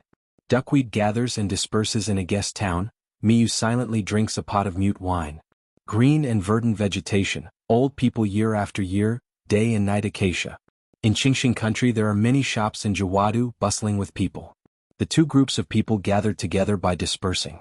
Previously, Pei Qian couldn't resist Han Qiao's persuasion, so he chose two quirky magic tools that were slightly fat and powdery, and planned to give them to Nuanshu and Millet. Han Qiaosa looked down, and after paying the bill, she asked who Pei Qian was going to give it to. After getting the answer, the immortal woman from Baidi City simply took out two magic weapons from her sleeves, one with swords and grasses. The glazed porcelain pen holder, a jade seat in the shape of a nine-tailed fox, said that the first two were given by you, and the two were my gifts to the two little girls. Before we arrived at Luopao Mountain, the gifts came first. This it is said that the soldiers and horses should go ahead without food and forage. During this period of time, the military books were not read in vain. Qin Pingan said, "He'll have a small chat with fellow Taoist Lianshuan." Ziwu Meng glanced at Gukan was indifferent. Ziwu Meng slandered in his heart, "Big pig's hoofs, men are unreliable." He had to walk with the young hidden officer who had the appearance of a boy with a sword on his back. After they walked a distance, Gukan, who stayed where he was, reminded, "Don't spy on the conversation over there." Han Xiao nodded with a smile. After all, it's Mr. Qin who can let senior brother go out and entertain guests in person. I know them well. Qin Pingan said, "Since you stay by Gukan's side, don't come up with bad ideas, don't get involved when things happen, and try to make big things into small things." Ziwu Meng gave 1,000 blessings. The hidden official has an order, and the effectiveness should be remembered in the heart, and I dare not forget it for a moment. Chen Pingan didn't have to guess, he knew she wouldn't take it seriously and said, "Don't think I'm being troublesome. Don't forget that Gukan is Mr. Zheng's direct disciple, and within this 100-year period you will be Gukan's nominal maidservant. Getting along day and night, the only thing to do is actually very simple, that is to protect yourself, try your best to save your own life, and don't be regarded as an abandoned child by Mr. Zheng crossing the river and demolishing the bridge in the future. The Jade Purity realm, even if it is the Ascension realm, will still be unable to eat and walk around." Ziwuming looked astonished. "Is it appropriate for you to say that Zheng Juzhong?" Chen Pingan said to himself, "Since you didn't participate in the war that invaded Hauran, you are a new face in the wild world, so there is no old account to turn over. This is a good thing. Yesterday's things are like yesterday's death, and today's things are like today's life. How about tomorrow? The Kung Fu is only for each day in the past 100 years. Mr. Zheng is one of the best people in the world to settle accounts. You stay by Gukan's side and do your best to help him establish the next sect. It's not that there is no chance of blessings in disguise. The 100-year period is valid, and I believe that Mr. Zheng will not treat you badly." Ziwu Meng smiled and said, "I understand what the hidden official means, but there are actually two things. First, don't make trouble and draw a clear line with the Ziwu Meng in the wild world, and second, don't cause trouble for Gukan. Under the premise of non-compliance, accumulate a little bit of credit, and in the future I will be rewarded by City Lord Zheng." Chen Pingan said, "With me here, when the 100-year contract expires, Gukan will not arbitrarily find a way to kill the donkey and slaughter you. Do you understand?" Ziwu Meng said decisively, "Yes. Why can't I understand? I can. In other words, it is easier to understand. In the future, if Chen Pingan insists on killing Ziwu Meng, Gukan, her master, will not stop her." Chen Pingan said, "I will travel to the divine continent in the Middle Earth in a short time. I will definitely go to Baidi City. If I have the opportunity to meet Mr. Zheng, I will talk about you." Having said that, Chen Pingan rubbed his eyebrows, really having a headache. The 14th realm cultivator is the imaginary enemy, and most dare not have Zheng Juzhong. It is not a joke. In the wild world, you don't have to be afraid of a Yuan Ingjing sword cultivator engraved on the front of the city. But in Hauran world, you have to be more afraid of such people. This is called doing as the locals do. The truth here, I will ponder it more after I realize it, fellow Taoist." Chen Pingan turned around and said, After talking about the matter, we will go back the same way. I wish you all a smooth journey. Seeing Gu Kan and the others again, Qin Pingan smiled and said, I just got the news that Lu Xianying may have a drink, and we will be his best man together. Gu Kan nodded with a smile. As long as Lu Xianying has no objection and doesn't think I will lose his share as the best man, I have no objection.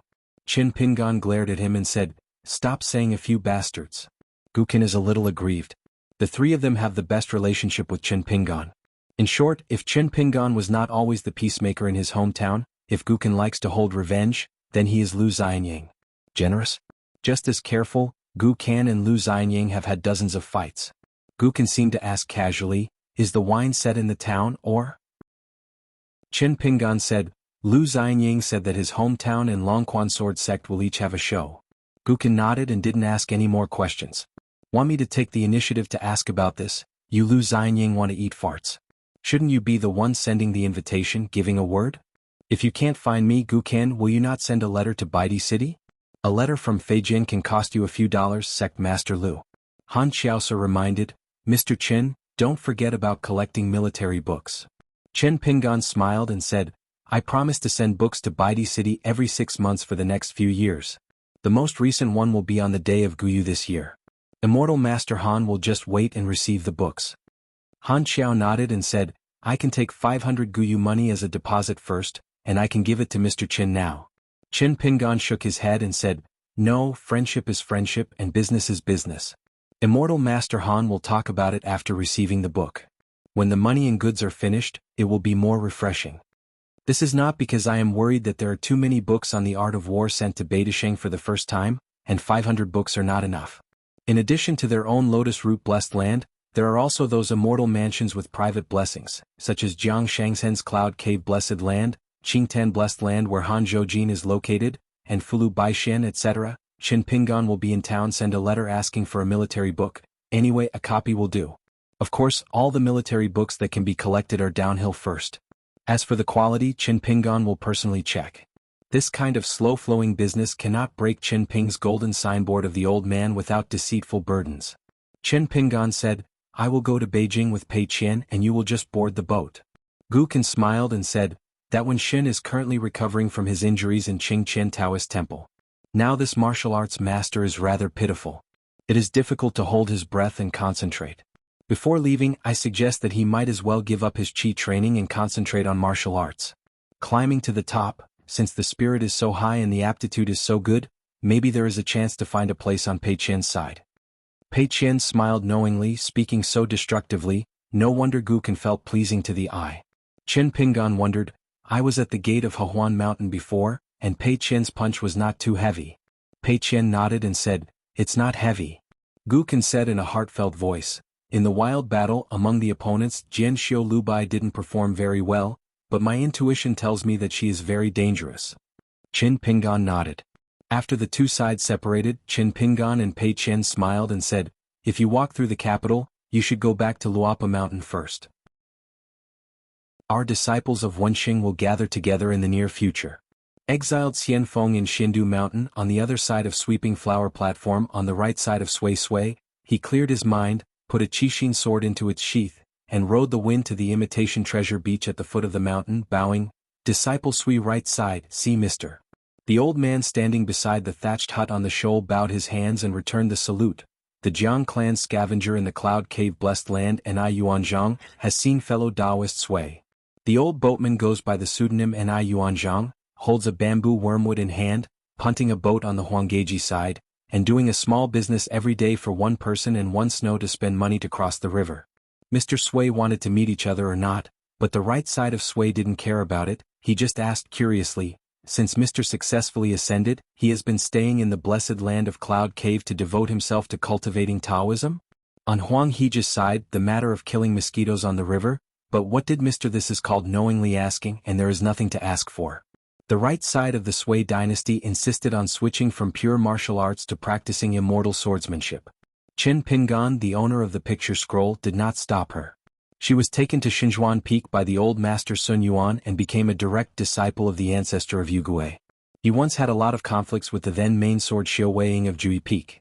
Regarding the Yunku Blessed Land, which is nominally owned by Yu Guizhong and actually controlled by Jiang's family, even if it is close at hand, the right side of Sui has never set foot there. She has heard a lot of rumors and anecdotes about the Blessed Land. A drunken sword immortal spit out sword pills, and Jiang Shangzhan mosquito, such a beautiful talk on the mountain, has been passed down as mysterious, just because it is related to Jianxiu, the right side of Sui is particularly concerned. Later, Jiang Shangzhan disclosed all the inside information to Sui right side, and made it clear by pouring beans in the bamboo tube. Just like what Ni Yuanzhen said to a young man in white, it is better not to know if you know it. The two masters and apprentices, after many years, are in a foreign land.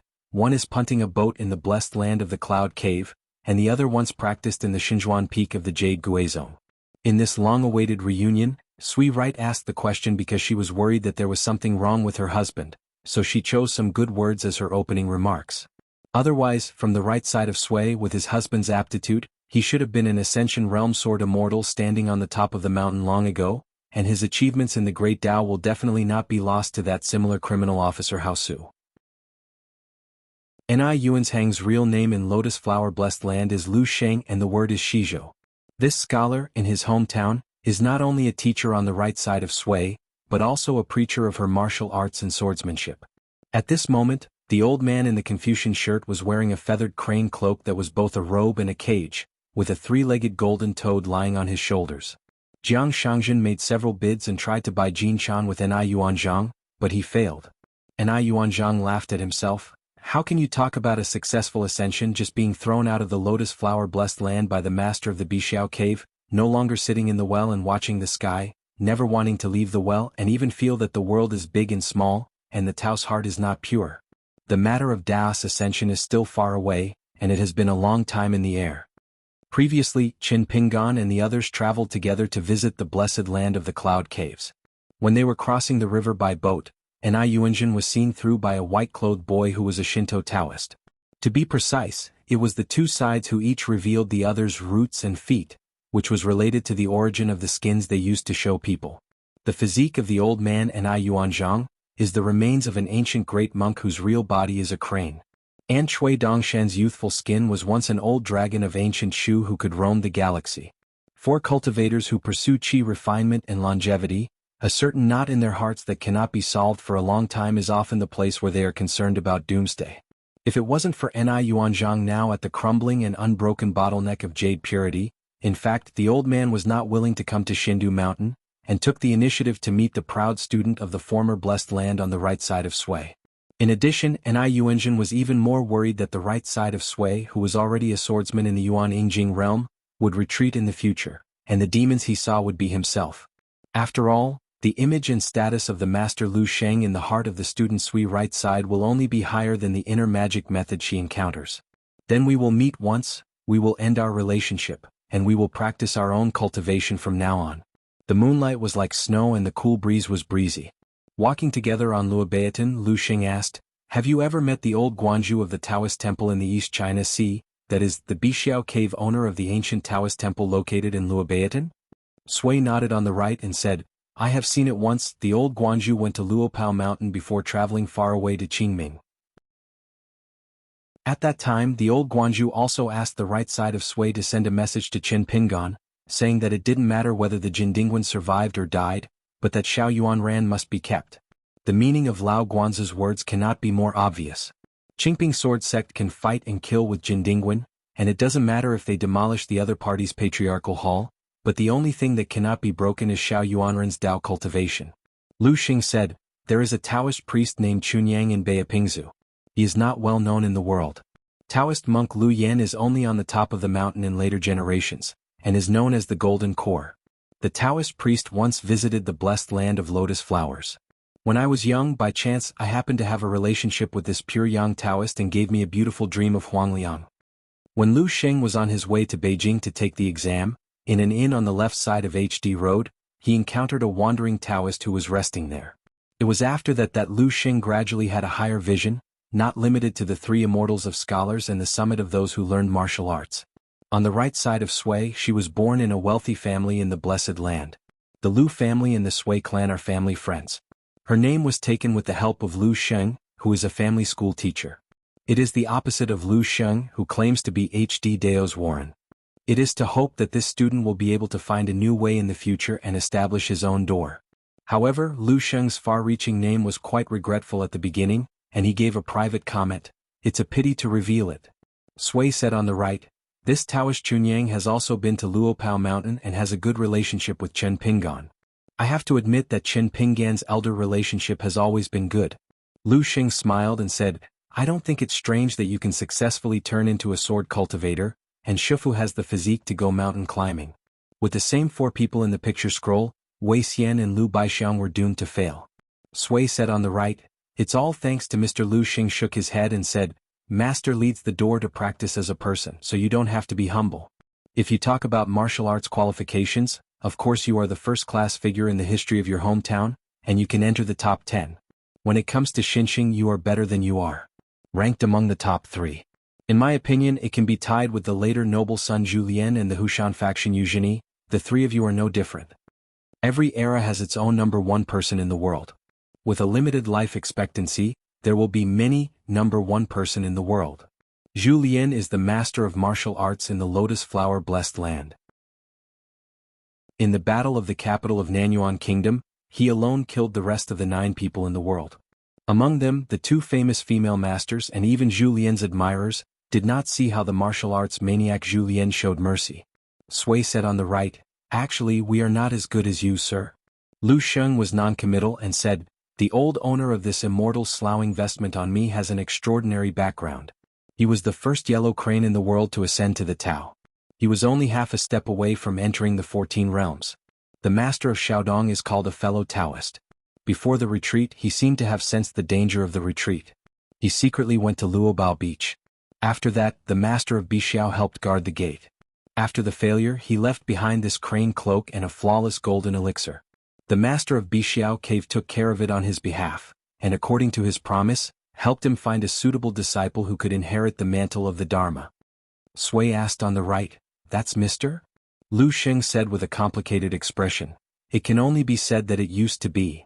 The right side of Sui wanted to get to the bottom of it, so as to know the crux of why her husband's realm was stagnant, but she was worried about touching his sadness and she hesitated for a while. However, Lu Sheng had already changed the subject and said with a smile, "Now I am the official guest secretary of the Huangliang sect in Beipingzu, and I plan to accept disciples there in the future to preach. This time I return to Tongye sect because I want to discuss with Jiang Shangzhen and resign the matter of the guest of honor." Sui smiled and asked, "Is it a junior brother or a junior sister?" Lu Xing said, "There may not be a teacher-apprentice status. That Mengliang kingdom is also the place where the pure Yang Lu Yen formed the elixir. As for the ancient golden elixir hidden between the cliffs of Huanggeji, Chui Dongshan first guessed that it was given to the right of Sui by Ni Yuanzhang, and Jiang Shangzhen guessed that it was left to Jindingwen Xiaoyuanran. Smart people guess wrong. Lao Guanzhu left a clue to Ni Yuanzhang, which was in the country of Mengliang. Lu Sheng broke the secret in one sentence. The Dequan dynasty was able to keep the country uninterrupted, in addition to the strategizing and dispatching of troops by the female emperor Yao Jinji, but also because there is an inconspicuous well in Mirage City, which is connected with the Taoist temple of the East China Sea. In short, it is a wild world and it is necessary to give face to the Bixiao cave master, who is very old, has a high realm and has a worse temper. And this old Guanzu's earliest dojo, the ruins of Luobeatan, is now in the Jindingguandaji in the north. Before going to Aquarius Island, Lu Xing secretly walked to Jinding Temple, found Xuanhuan, sent a long-lost Taoist book, and then gave the bamboo wormwood to the young Jin Dan. Xuanhuan of Jindingwen on the way to practice, compared to the monks in his hometown, whether it is Jiang Shangzhen who is notorious, but has successfully practiced, or Huang Ting, the female crown of Taiping Mountain who has a deep blessing, Xuanhuan can be said to be smooth sailing, making a fortune in a muffled voice. In fact, he didn't do anything, just lay quietly and enjoy himself.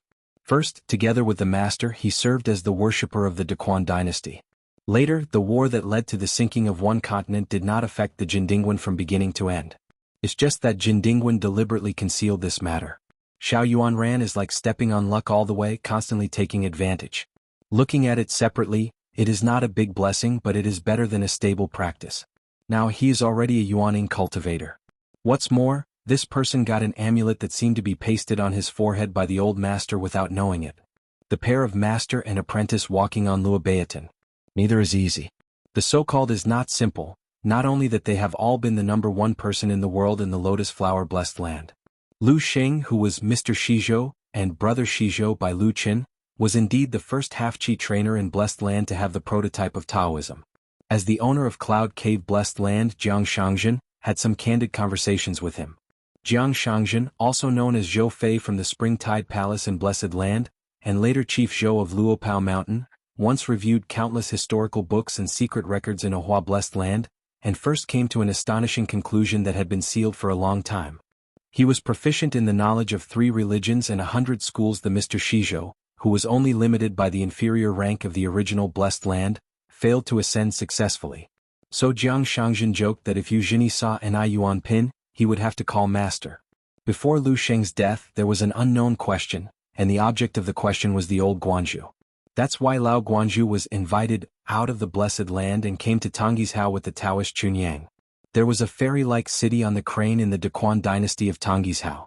And Lu Sheng was on the right side of the disciple Sui who was taught by him, and she also achieved a feat that was unprecedented. She was alone, and when she reached the top of the martial arts she actually learned half of the martial arts in the world. In later generations Zhu Lian and Ding Ying, although the martial arts realm was obviously higher than that of Sui right side, they were not able to accomplish this. In the end, on the right side of Sui she acted as a pure martial artist, but she was like a female sword fairy flying up with her sword. She seemed to hand out 3 swords to the whole world and she was finally defeated. To use Lu Chen's metaphor, it is like the first autopsy of lotus flower blessed land. The soaring and defeat of Sui right side is like a proof that the way of heaven cannot be violated, and it is difficult for people to defeat the sky. After that, the martial arts warriors in the world seemed to no longer have the courage to compete with God, and only wandered around in the world. Lu Xing asked with a smile, "Why should I keep the books that I left for you in the past and keep them secret? Are you afraid that someone will compete with you for the best in the world?" Previously, Headmaster Lu had a high regard for this Mr. Shizhou. After all, Lu Xing tried to reclaim the sea with the pure infuriating chi of a warrior, and finally created a heart-to-heart, groping out a way of cultivating chi for longevity. The road. It turned out that Lu Xing was on the way to practice martial arts and swordsmanship. He fished out of water from all the official books and unofficial history in the history of the blessed land. He collected some scattered Taoist tactics and spiritual methods one after another, pieced together the fragments, and finally listed a few mountaineering roads. I wrote a few reading notes and handed them over to my disciple Sui Right. I hope she can go a step further, carry forward it, spread branches and leaves, pass it on, and make a new difference outside the martial arts path. As a result, Sui Right is devoted to swordsmanship. She is not interested in this immortal method, but she has not been able to obtain its form, and she has not been able to truly embark on the journey of chi refining. Sui face on the right side was embarrassed and remained silent. She is indeed selfish, but she is not worried about who will compete with her for the first place. She just doesn't want outsiders to read books. The right side of Sui did not destroy the books at first. After she failed to fly up by sword, the books were interspersed in Sui collection, and later generations went through all the way. In the end, only less than half of the manuscripts and secrets fell into the hands of Yu Zhini of the Hushan faction. Contrary to the right side of Sui, Yu Zhini, who is a talented person from the sky, belongs to the divine will, but unfortunately it is incomplete. But with his own efforts, Yu Zhini still became the first chi trainer in the true sense of Ohua Fudi. Rejuvenation, flying with the sword, immortal pose. So to a certain extent, it can be said that there is an invisible line of Tao inheritance in the blessed land of lotus flowers, which originated from Lu Yen, the real person of Chunyang, passed on to Lu Sheng, and then passed on to the right side of Sui, and finally blossomed and fruited on Yu Zhenya's side. Although the incense is flickering and looming, it is always on the line. When Sui came to Howren World on the right side and became a chi trainer, he really knew the weight of those books left by his husband. Lu Sheng smiled and said, "I want everything but I can't chew too much. It really is useless. I'm a scholar." Sui asked cautiously on the right, "Mistress Realm?" Lu Sheng said, "In the final analysis, my own Taoism is not tough enough, which led to the stagnation in the Jade Pure realm for too long. I didn't know a certain truth until Jiang Shangzhen reminded me last time. The authorities are obsessed with bystanders, but it is too late." However, Lu Sheng has been away from the blessed land for so many years, but he has not been able to become an immortal. After the failure of the inquiries that no third person knew about the inside story, Lu Xing, who died once, was in a daze, and when he opened his eyes again he saw a tall old Taoist priest sitting on both sides. In the endless galaxy looked down on the world together. The old Taoist who claimed to be the master of Bixiao Cave said that his aptitude for cultivating the Tao was actually quite good. Replace the body and continue to practice in a place full of spiritual energy. There is an agreement. The next time the two sides meet, if Lu Xing can break the cage with his own swordsmanship, he will be qualified to be worthy of him as a Taoist friend. That golden pill is a parting gift, it is your Lu Xing's possession and there is no need for it anymore. Don't do it, pass it on to others. It's a pity that Lu Xing was in the blessed land of the Cloud Cave. Although he stepped into the Jade Pure Realm step by step, he was still a sword cultivator, and he never broke the innate confinement of the Hechuang robe. The robe is like a hole in the sky, just like a sentence of white poetry, and the avenue is like a blue sky, I can't help it. This is a kind of test deliberately made by the old guard. If Lu Xing can break the restriction of a robe and stand up after breaking it, he will be able to leave the Taoist ancient well. Lu Xing is no longer a frog at the bottom of the well, so he is qualified to be recognized by the master of Bixiao Cave. A Taoist friend. It's a pity that Lu Xing was in a prison, wearing a robe, guarding an ancient golden pill, with a three-legged golden toad with strong fortune lying on his shoulders. In fact, it was Lu Xing that year, and he suggested that Jiang Shangzhen take Lu Fang, his best friend on the mountain, to take a trip to the blessed land of lotus flowers. As a result, there was a spring-tide palace and a bird's-eye view peak Lu Fang on the blessed land, but Lu Fang still failed to explore the love, and never really achieved the death of his heart and life after death. On the Cloud Cave blessed land side, Jiang Shangzhen had a conversation with Ni Yuanzhang. I want to borrow Mr. S sword now, and it will be dark and dark. There is no such sword, it is definitely not a fool. You are the sword. At that time, Lu Xing didn't understand the true meaning, and only thought that Jiang Shangzhen complained that he had delayed his good friend Lu Fang's practice, so he deliberately cursed people, but Lu Xing was so smart, he quickly chewed the aftertaste. Jiang Shangzhen's statement has a profound meaning, saying that the physique of his Ni Yuan pin is exactly the abandoned sword that Lao Guanju personally forged and gave up halfway. Therefore, for the remaining half, Ni Yuanzhen needs to cast and refine it himself, and continue to refine the sword with his body. One day when it is perfected, Lu Xing will naturally be able to break the cage of the robe. The cultivator of the 14th realm in the Qingming world, the female crown Wuzhou, is walking a path of all things can be refined. Lu Xing, a scholar in the blessed land of lotus blossoms, is equivalent to opening up two avenues of refining qi and refining things. But the good fortune tricks people and they all give up halfway. Lu Xing glanced at the long sword on the right side of Sui and smiled. The word longevity reversed the order is growth. The golden robe of Qin Pingan obtained from Jianghu, and the Qixin sword lent to Sui right side, the greatest magic is that it can continuously improve the rank. And the greatest beauty of that golden pill is that it allows a Qi practitioner to create an extra golden pill of extremely high rank out of thin air. Obtaining this golden pill is seamless, and the cultivator is like opening up a real cave, with many more natal caves, and can also inherit the complete Dao line of a great cultivator of the Ascension realm. Under the 14th realm, who would not be envious of Qi practitioners facing such a golden pill? Lu Xing was a little sad. I can't help myself, I'm no longer a pure warrior. In the end, Lu Xing said with a smile, the sunset is white, it's Chao Ci. The tide is coming, the world is green. Qin Pingan. A village school in Suian County, Yenzhou Prefecture. Because now there is an unexpected student Ning Ji, and the disciple Zhao Shuxia always builds a floor in the kitchen. It is not unreasonable. Qin Pingan is in the village next door, both surname Qin and the church name is Xinyutang, renting a house. There is an old house with a patio. There are 3 rooms, just one for each person. The second floor is used for stacking sundries, and there are several nests built by swallows last year under the eaves. Ning Ji has already thought about buying 2 piglets. Killing pigs during the Chinese New Year is more New Year's flavor. As for the residents in the village school, if Qin Pingan is too late to prepare lessons or read books at night, he will continue to live there.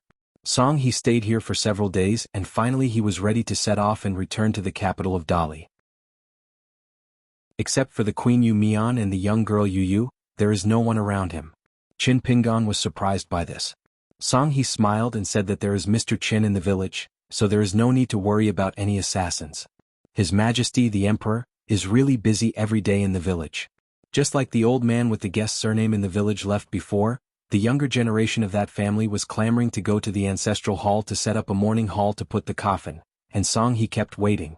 I was looking to see if there would be a fight, but in the end I didn't forcefully break through the gate of the ancestral hall, as if I was persuaded to go back by some respected old people in the village. Those local dogs that barked wildly when they saw His Majesty the Emperor, now all shake their heads and tails beside Song He, and they are very familiar with each other. At dawn, Qin Pingan went all the way to the entrance of Wuxi village. The two carriages stopped under an old camphor tree at the head of the village. The prefect Pei Tong and the Yunzhou general Chu Liang had been waiting by the road for a long time. Qin Pingan asked, "Your Majesty really thought about it? If I serve as the national teacher of Dali, there are advantages and disadvantages. For example, if I only talk about the monks of the Mo family, I may interrupt the cooperation with the Dali dynasty." The rise of the Dali dynasty was greatly contributed by the Mahists. It is only said that the Mo family ranger Su Rua is still the second seat of the Song dynasty. But Juzi of the Mo family, the impression of this young hidden official is not very good. It can probably be regarded as the kind of relationship between the two sides who have never been masked and do not want to have any intersection, so that the old scholar restored the Confucian temple. I didn't go to Gongdalan to congratulate, but in fact Majia Juzi and Wenxing actually had quite a personal friendship. Obviously it was because of the old show that he found such a close disciple, and Qin Pingan was in Gongdalan at the time. Zi then simply did not go to see the old scholar. Once Qin Pingan becomes the new national teacher of Dali, it means that all the highly skilled organ teachers of the Mo family will most likely withdraw from the Dali dynasty immediately. Song He nodded and said, "These things have been considered." Yu Yu frowned. Sensing that Mr. Qin shifted his gaze, Yu Yu immediately smiled brightly. Qin Pingan asked, "As for my senior brother Cui, has he mentioned his students to His Majesty? For example, if he thinks that whoever he recognizes as a personal biography, he can be counted as a disciple?" Song He shook his head and said with a smile, "It seems that with the exception of Wu Yuan, the prefect of Chuzhou, who can probably be regarded as a disciple of the national teacher, the rest, including me, have no official status as a teacher's student." "Is it a registered disciple of the outer sect who has not yet entered the hall?" Qin Pingan nodded. Song He asked curiously, "Mr. Qin, is this the pedigree of Wensheng's lineage?" Having said this, Song He laughed to himself, "If this is the case, I have to change my words.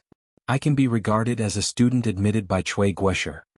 "It's not necessary." Qin Pingan smiled and clasped his fists and said, "I don't want to send you far, so let's say goodbye." Song He first helped Yu Mian to the carriage and then said goodbye to Qin Pingan. Yu Yu cast 1,000 blessings with lightning speed, and quickly hid in the carriage.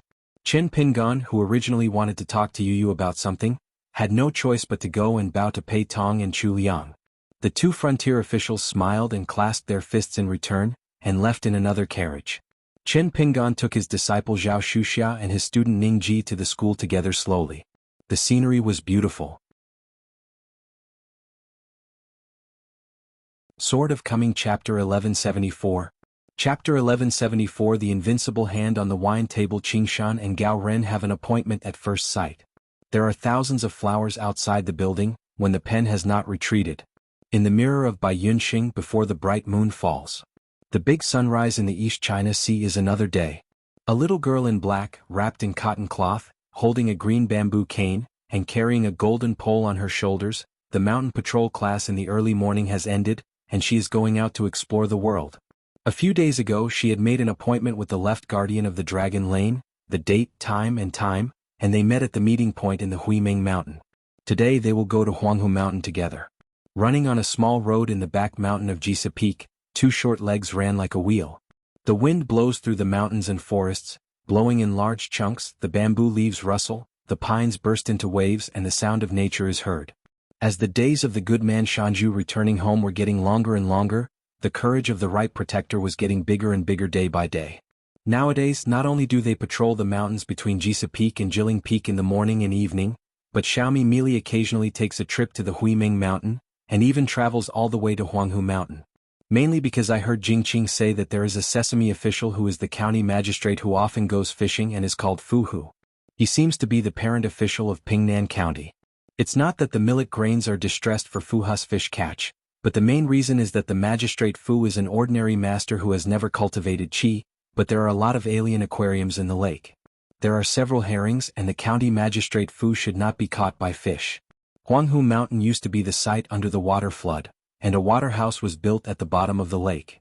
The two Dragon King baskets of Qin Wanshu and Qin Lingjun were forged into a landscape formation here. There are a few old tea trees on the mountain, plus the spring water of Yuanmu Peak.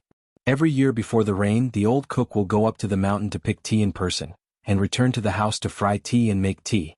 Every time the millet drinks tea he will praise a few words. Okay. The taste is sweet. In a pavilion on the mountain road north of Huiming Mountain, Xiaomi met the Zhuhufa, and together they wandered off to Huanghu Mountain. He took out the cakes that he had prepared a long time ago, and gave half of them to Hufa Zhua. They were peach cakes and almond cakes from their own New Year's shop in Kalangxiang.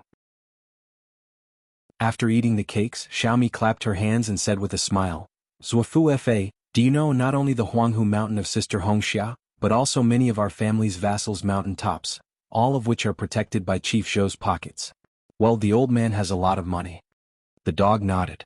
That Zhou Fei is indeed rich, a native rich man spending money without blinking an eye. There can be a few more such chief worshippers, not too many. The old millet said, Fu Hu, who likes to fish by the lake, is the magistrate of Pingnan County, a real official. I heard from Jingqing that the magistrate Fu used to be the top spot at the Dali capital city news. Come to Pingnan County to be the magistrate, it is a level of officialdom, not a promotion, but it is a reuse. If we two really meet this magistrate Fu, remember to look at my eyes and act, we both can be smart. The dog continued to nod. Chen Lingjun is right, he is a sesame official, but being able to take charge of a county in Dali is much more promising than being an idler in Qingshui Yamen like the Jedao office. There must be a background in the family. I remember a person surnamed Fu. It's called Fuyu. He used to be the prefect of Baoshi County. He is a son of a family in the capital. He first worked as a secretary for Wu Yuan to handle the copywriting and accounting books. Most of them are relatives with Fu Hu. Xiaomi Mili looked down and wondered, you know all about the Fazwa? Could it be that Sister Nwanshu is right? Can you be enlightened? The dog quickly shook his head. If Xiaomi knew the truth, let alone Luapa Mountain, I am afraid that Tong Yezhou Qingping Sword Sect would know it. In fact, it doesn't matter if everyone knows it, just can't let Pei Qian know. This guardian of the left side of Riding Dragon Lane actually had a name for a long time, Han Lu. If it hadn't been for Pei Qian, it had a real name, and it used to eat pills as a meal, and it would have been successfully refined long ago. When I think of the former little black charcoal, the past is unbearable. Even if Pei Qian turned into a girl back then before she went to Beiju Luzhou to travel, she seemed to have deliberately confessed to Xiaoli, you are colleagues in the officialdom, don't intrigue if you want to love each other when she is not at home, let the guardians will often come to your side to order Mao, don't always wander around, the rivers and lakes are sinister, there are some masters who steal dogs, they are very good at catching dogs, they don't need meat buns, it's just that bending down and copying, you can abduct a dog wrapped in a cotton robe. Without knowing it, he turned around and ran to the stew pot. We can't eat dog meat. You are on the old cook's side. Eat together, don't starve Guardian Zhua. Besides you, remember to remind the old cook to throw a few more bones on the ground together. If you don't eat it, you don't give face, and it's easy to be billed by millet grains, and then be settled by Pei Qian after returning home in autumn. Eat Lu's portion. Millet grains looked left and right, and there was no one around, so he pulled out a satin cloak from the cotton satchel. As a result, in a pavilion with white walls and black tiles in front, a figure in a blue shirt and a long coat suddenly walked out, with gentle eyes and a smile on his face, looking at the grain of millet who took care of himself. Xiaomi Mili looked embarrassed, ran quickly to the good mountain master who came without saying hello, and said shyly, it's a bit naive. This navy blue cape, worn on the body of the millet, is just the right size. At first glance, it is the craftsmanship of an old cook. Why is it naive? It's because you can't get to the point that you feel awkward. While speaking, Qin Pingan made a two-finger twist and then flicked his wrist. Women on the rivers and lakes are like this. Millet grains followed suit, stretched out a hand to pull a corner of his cloak, and then shook his wrist vigorously, making a rattling sound. Oh, I see. Qin Pingan said solemnly, do you still feel childish now? Millet grain grinned and said, it's majestic and powerful. Qin Pingan nodded to the local dog, and it immediately understood it and played it by himself.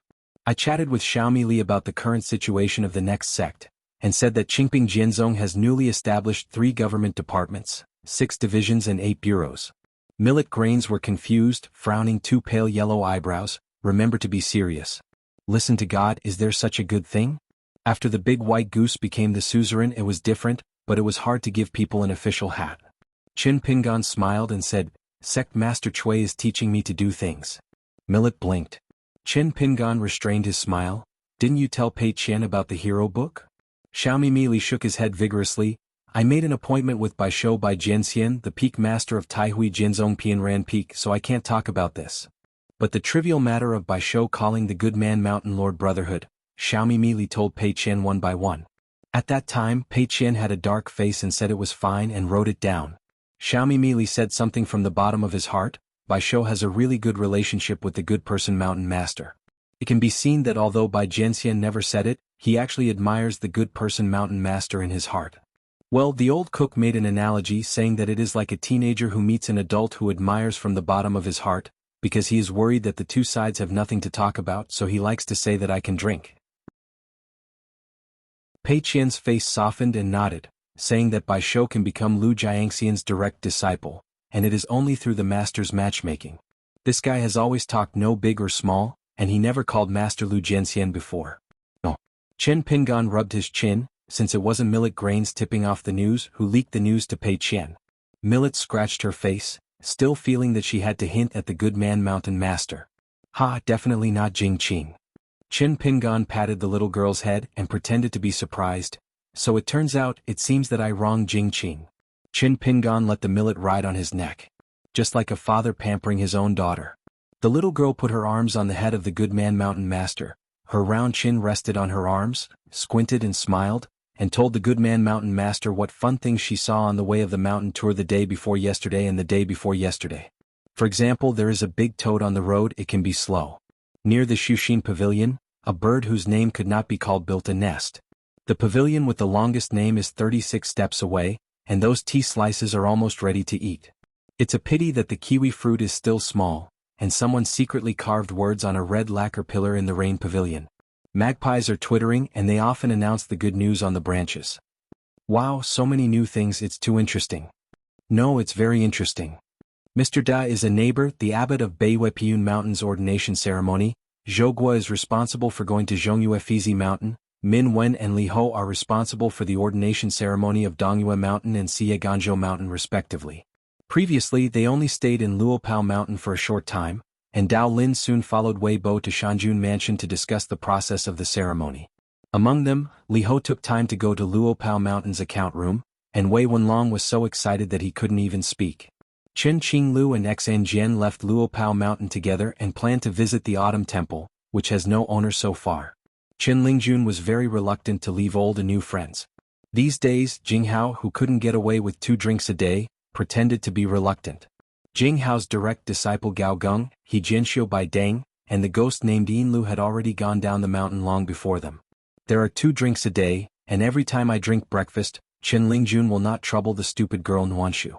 Chen Lingjun sent it all the way to the gate of the mountain, and agreed with immortal Master Jing that as long as he traveled to Luxiazu in the future, he would definitely be the first to visit Qinggong Mountain. He gave Chen Zhuolio a package saying that there were some cakes from the New Year's shop, dried creek fish that were dried by himself, as well as tea leaves from Huanghu Mountain, honey from Xianxiao Mountain, etc., and they could be eaten on the road. Then use your heart and heart to Chen Zhuolio, and stop saying a few yin and yang sarcastic words on Jinglao Shengshan's side.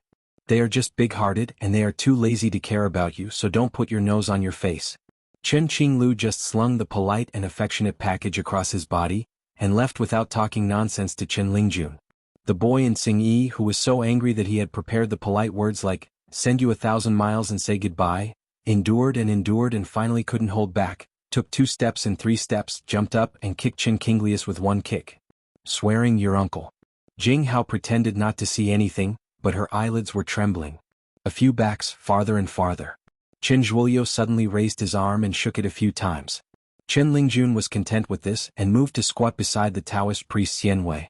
Xianwei, who was sitting on a bamboo chair basking in the sun, couldn't help but ask, Jingqing, have you ever been to the Confucian Temple? Chen Lingjun was stunned for a moment and said doubtfully, on Luapa Mountain, only my master has been to the Zhongtu Confucian Temple. What kind of onion am I and where should I go?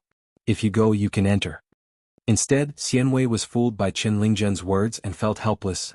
I didn't mention the Zhongtu Confucian Temple. It is the kind of county Confucian temple that can be seen everywhere. According to the Haoran ritual system, every county in Jiuzhou has a Confucian temple. Chen Lingjun looked pitiful, raised his hand and patted the Taoist priest Xianhui on the shoulder, reading stupidly. Aren't you talking nonsense? The royal river in Huangtinghua has so many Confucian temples along the way, can I have not been there? Xianhui became more and more puzzled. Since he had been there, why couldn't he recognize those scholars?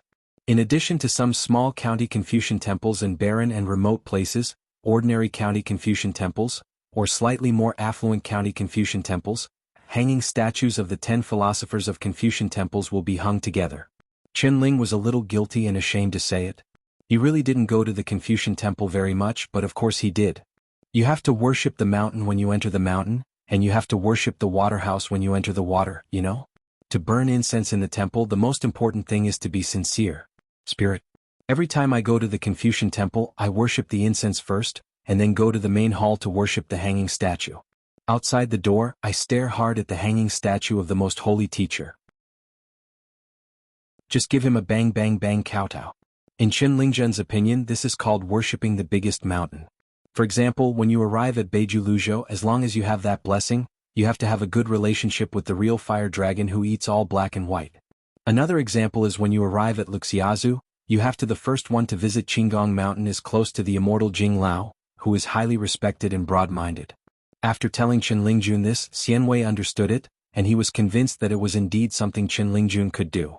Xianhui looked at the boy in Xingyi with a look of pity, and patted the other side's shoulder. Fellow Taoist Jingqing, you really don't take the usual path. Chen Lingjun laughed. It's all precious jianghu experience that can't be bought by $1,000. You have to learn it. The date of returning home kept being postponed, and Gao Jun, the head of the Hushan faction, was finally willing to leave Luopao Mountain and Piyun Mountain, and she took the lead in returning to Lotus Root Blessed Land. Zhong Qian was 2 days later than Gao Jun, and was reluctant to return to her hometown. This unambitious golden martial artist, if not for the status of the first person in the Blessed Land martial arts, would probably only stay in Jiaisfeng. In the private house, I continued to dip green onions in sauce every day, drink some wine, read a few miscellaneous books borrowed from Brother Dafeng and Daoist Xianhui. When it was time to eat, I went to Zhu Lian to wait and help bring the dishes to the table. After eating, I helped the girl in the pink skirt to clean up the tableware, and finally ordered a few dishes with the old cook. The next meal will have something to look forward to. One day from Nujiadu, a visitor came straight to Luopao Mountain. The white-haired boy is haunted by ghosts, and she, the genealogist, should be as conscientious as the eerie warding of millet grains. Among the visitors, finally came a 5-level qi practitioner. It was Zheng Yi, the head of the Wudao school of Shujian Lake, who took a ferry from the capital of Dali to this place. Zheng Yi declined the lead of the genealogist, and walked to the Jiaisfeng bamboo house by himself. Qin Pingan asked with a smile, "Have you been to the capital of Dali?" Zheng Yi nodded, hesitating to speak. Qin Pingan said, "Have you seen her?" For no reason, Zheng Yi burst into tears all of a sudden. Qin Pingan was silent for a moment. He really didn't know how to solve Zheng Yi, so he could only say, "Go to Zhu Lian's side and sit down when you have time. You can talk to him about this." Zheng Yi packed up his mind and chatted with Mr. Chen about the Five Islands faction. Qin Pingan listened carefully and gave some suggestions for Zheng Yi to pay attention to. After that, Nuan Shu came here and stood far away on the side of the Bluestone Road.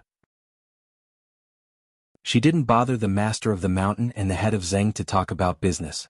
After the conversation was over, she walked over to the stone table and took Sect Master Zheng to the mountain residence. At the door of the house, Zheng Yi took the key, thanked Nuanshu, entered the house, put away his luggage, hesitated for a while, and went straight to Mr. Zhu, who was the chief butler in Luopao Mountain. The door of the old cook's house has always been open and closed, and anyone can come to visit. Zhu Lian was lying on the rattan chair, shaking the fan, sitting up, and said with a smile, "Sect Master Zheng, it's a pleasure to meet you."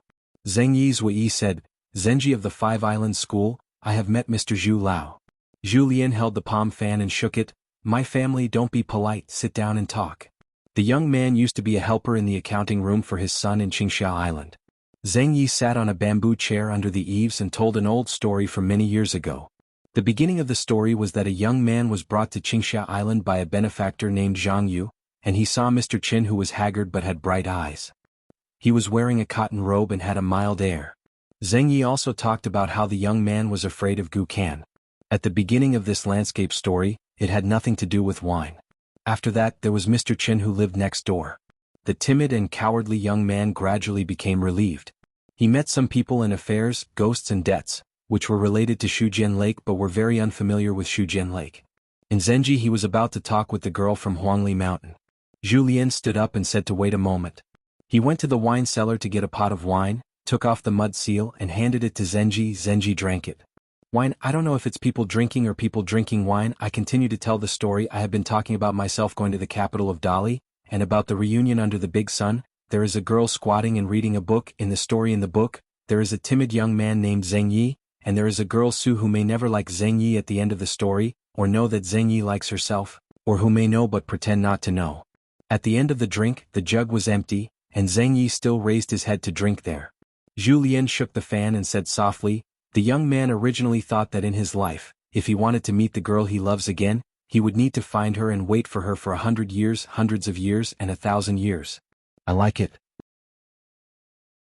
But the world is so strange, it seems like a dream come true. I finally found the girl I like. Logically speaking, this is such a rare lucky thing. I should be very lucky, but I began to worry about gains and losses. But I have to say sadness, it doesn't seem to be heartbreaking. I think it must not be like this. How can it be so unsatisfactory? It shouldn't be like this.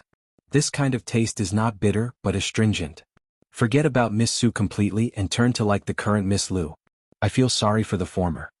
I have been in love with Miss Su for a long time, and at the same time I like Miss Lu, and I feel sorry for the latter. Just because deep down in your heart, you have to admit that they are not alone after all. Whoever I like, who I don't like, who I like at the same time I don't like anymore.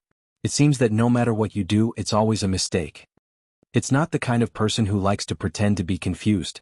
Since we know it's wrong, how can we really rest our hearts? Julien smiled and asked, Zhenji, if you had known that this was so frustrating, would you regret meeting Miss Su back then? Would you regret going to the capital of Dali this time? The former youth Zheng Yi, now the head of the Wudao sect, shook his head vigorously without hesitation. Absolutely not. Julien nodded. At least I can rest assured when I see it. As for some new regrets, just keep them in my heart for a long time. Zhenji, if you ask me here, don't you mean nothing? Do you? Then I'm going to ask you a question in return. Are you really doing nothing? Listen to me, go back to the capital again, and the affairs of the Wudao faction will be put on hold for a year or 2 or 3 years. When you arrive in the capital, the only thing you have to do is to force yourself not to do anything so as not to make mistakes, otherwise people's hearts will be difficult to deal with. Find a way of living for ordinary people over there. Maybe one day the answer, just run to your heart, is gone. Zheng Yi nodded and said in a hoarse voice, I listened to Mr. Zhu, so I will do it like this. After hearing Mr. Zhu say so much, Zheng Yi felt much better.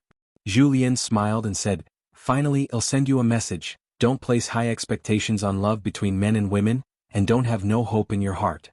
Zheng Yi grinned, I remember.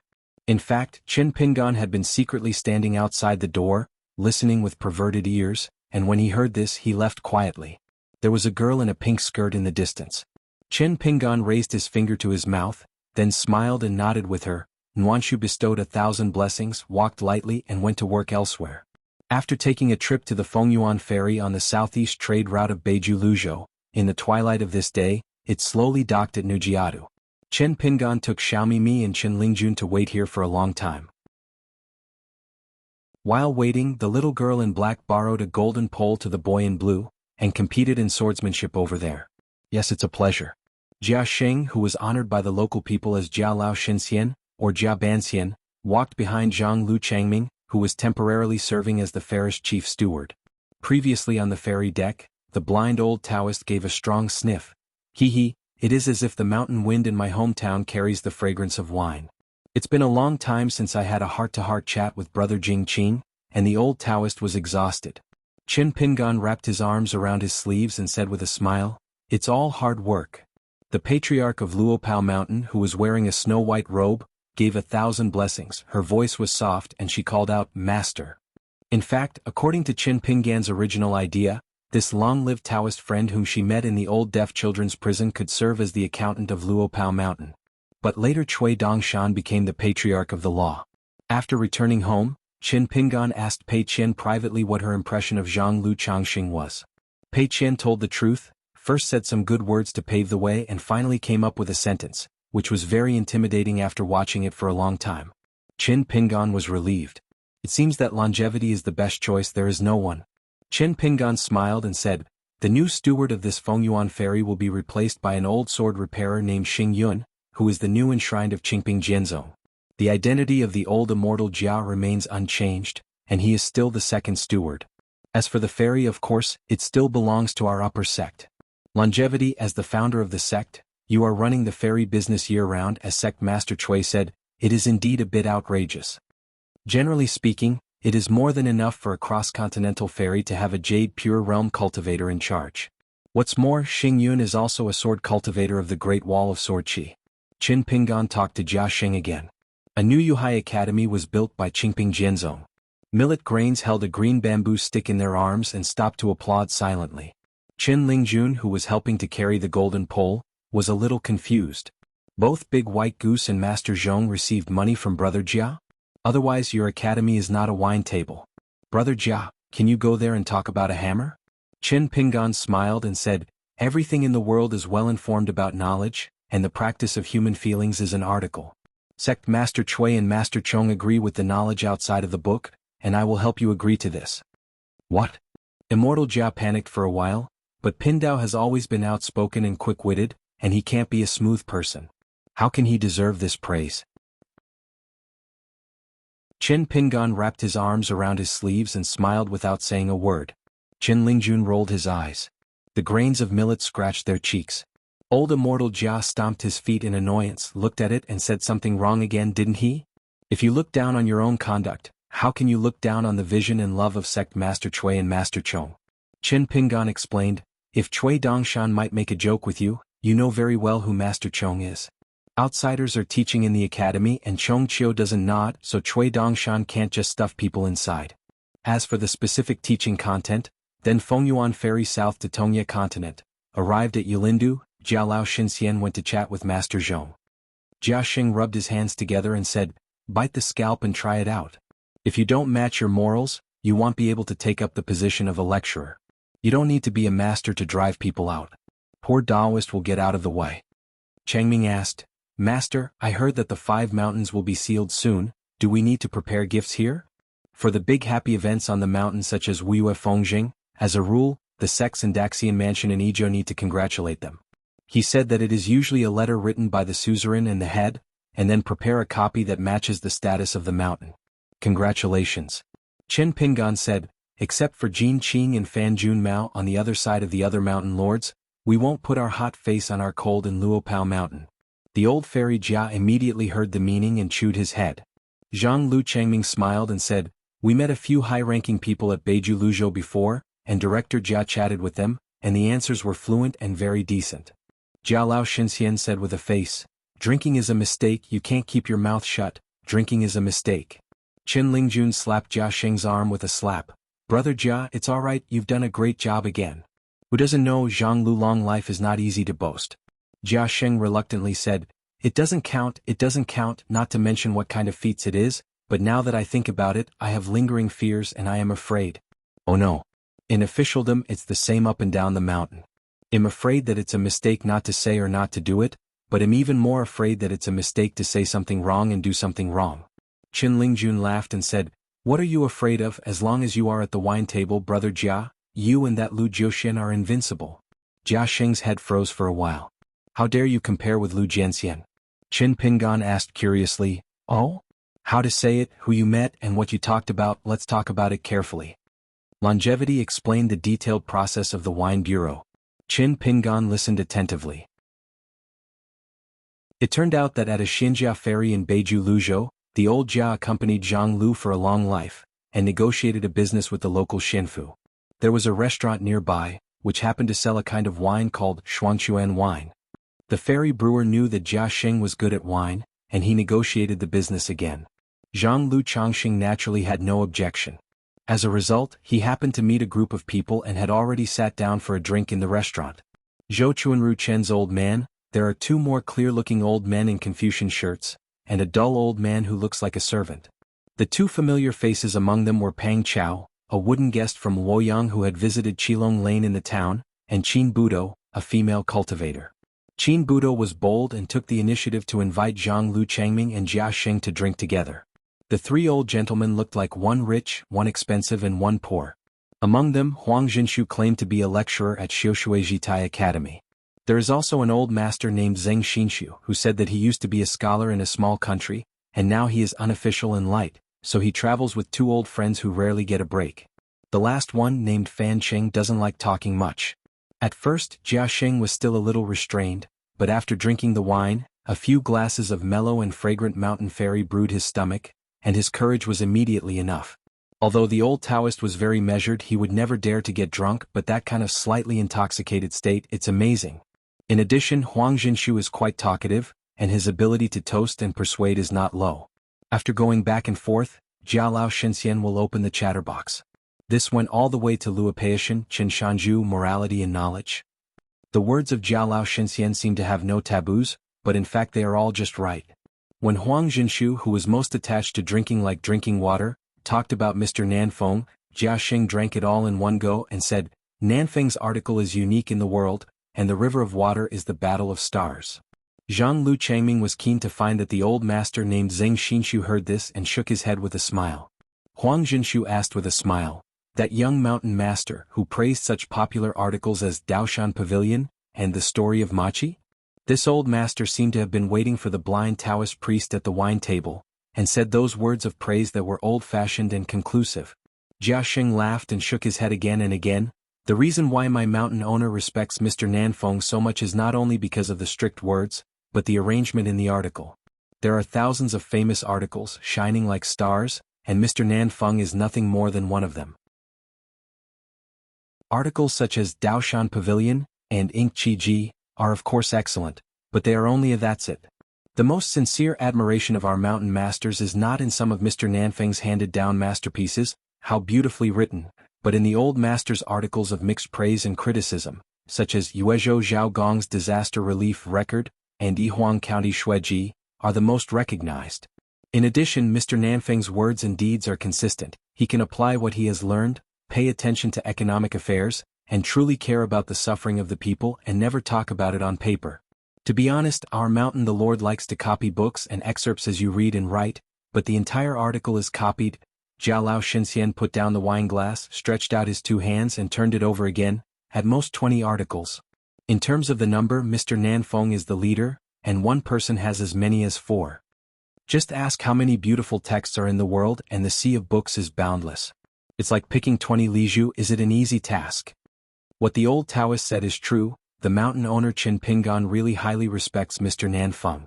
But to say that he told Jia Xing these flattering words is really not that exaggerated. It is far less exaggerated than what the old Taoist said. At that time, it was only a certain time when Jia Xing and Jia Xing sat in the courtyard of the old cook and chatted while eating melon seeds. Qin Pingan's words were still very simple. Zhu Lian agreed a few words, but as a result, the old fairy Jia moved the books to the wine table. Of course, my mountain master also said that this is just his family's opinions and personal preferences. Those leisure-like articles have a certain relationship with those who have not been selected, whether they are good or bad, high or low, but not absolutely related. After all, everyone has their own aesthetics and interests. Scholar, just swearing at people, is it interesting? Interesting. Is it meaningful? Pindao thinks it may not be there.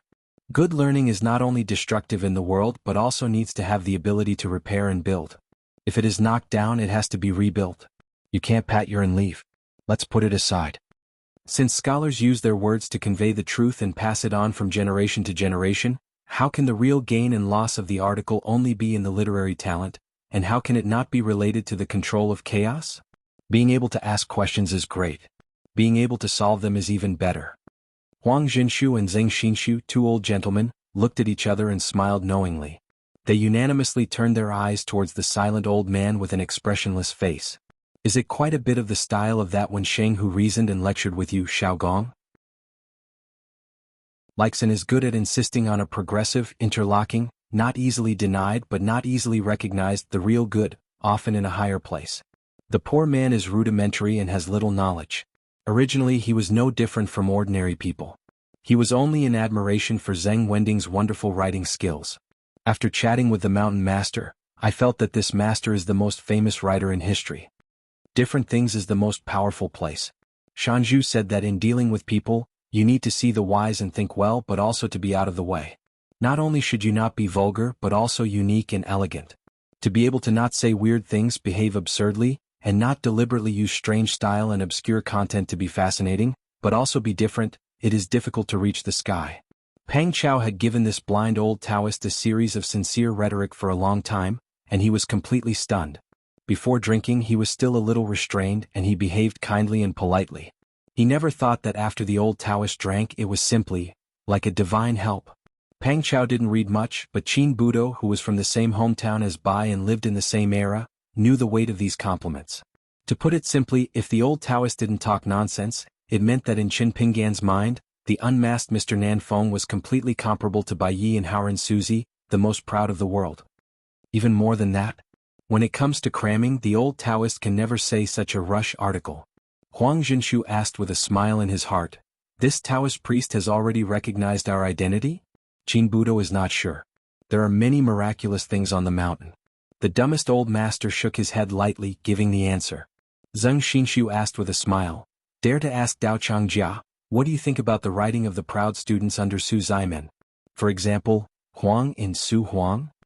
Jia Sheng hesitated for a moment, then drank all the wine in the glass, drinking to strengthen his courage. We Luobaishan have always been heart-to-heart and treat people with sincerity. The talented Mr. Huang can drink happily and talk about life with him, but he cannot discuss trivial matters in the world with him. A piece of silk can be exchanged for several meat buns, and a few caddies of charcoal can be exchanged for a piece of silk. This is called, "The rich family sleeps in the mountains at night. Mistaken the stream for the sound of rain." My mountain master likes the sentence, 10 years of rain in the rivers and lakes in the night, a glass of wine in the spring breeze of peach and plum. I like it so much that I can drink a whole pot of wine by myself as long as I think of such a poem. The wind is cool in the afternoon. Qin Shanju, who dislikes him so much that he almost never wants to talk behind his back, drinks in anguish, and repeatedly asks himself how that old master can write such heartless poems. When the old Taoist said this, he sighed softly, poured himself a glass of wine, and held it up high as a salutary apology to the sages from the distance. There are many offenses, don't blame the sages. Zheng Xinshu laughed loudly, while Huang Jinshu nodded with a smile. If you hit the point, you have to pinch your nose to recognize it. Qin Budo and Pang Chao found it even more interesting. A young man is famous, his emotions and anger are hidden, and he has made great achievements in becoming famous. With such a shrewdness and such a skill, he is mostly a hero, a sage and a big trader. If today's meal is just to listen to the blind Taoist priest say some good words, even if it is true and sincere, it is still not very meaningful. Hearing this, Qin Pinggan had already guessed the identities of the two old masters. Mr. Zheng Wending, Mr. Nan Feng. Mr. Chonghe under Su Zaimen. Qin Pinggan asked, "The last old gentleman, how did others call him?" Changming smiled and said, "I call him Duke Xiao. From the beginning to the end I never talked to Jia Sheng." Qin Pinggan was speechless for a while. The old master's real name was more than that. He has profound knowledge and great skill, especially proficient in 3 graves and 5 scriptures, astronomical calendar and Halua prophecy.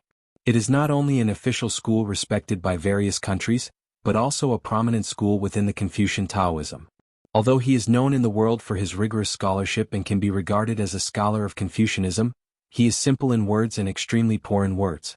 If students and disciples have doubts, they usually ask their masters for advice by writing, and the old master will also answer in writing. This is also an interesting anecdote within Confucianism. But for some reason this person was not worthy of the Confucian temple. There are even more rumors that this person once closed the door and sat opposite an old scholar who visited the door.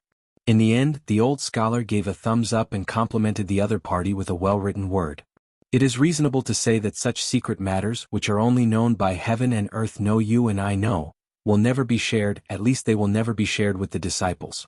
But within the entire Confucian school, it is said that there are noses and eyes. How is Xiao Gong's face flushed, and how old Xiao is the old god who won this tough battle between chatting and laughing.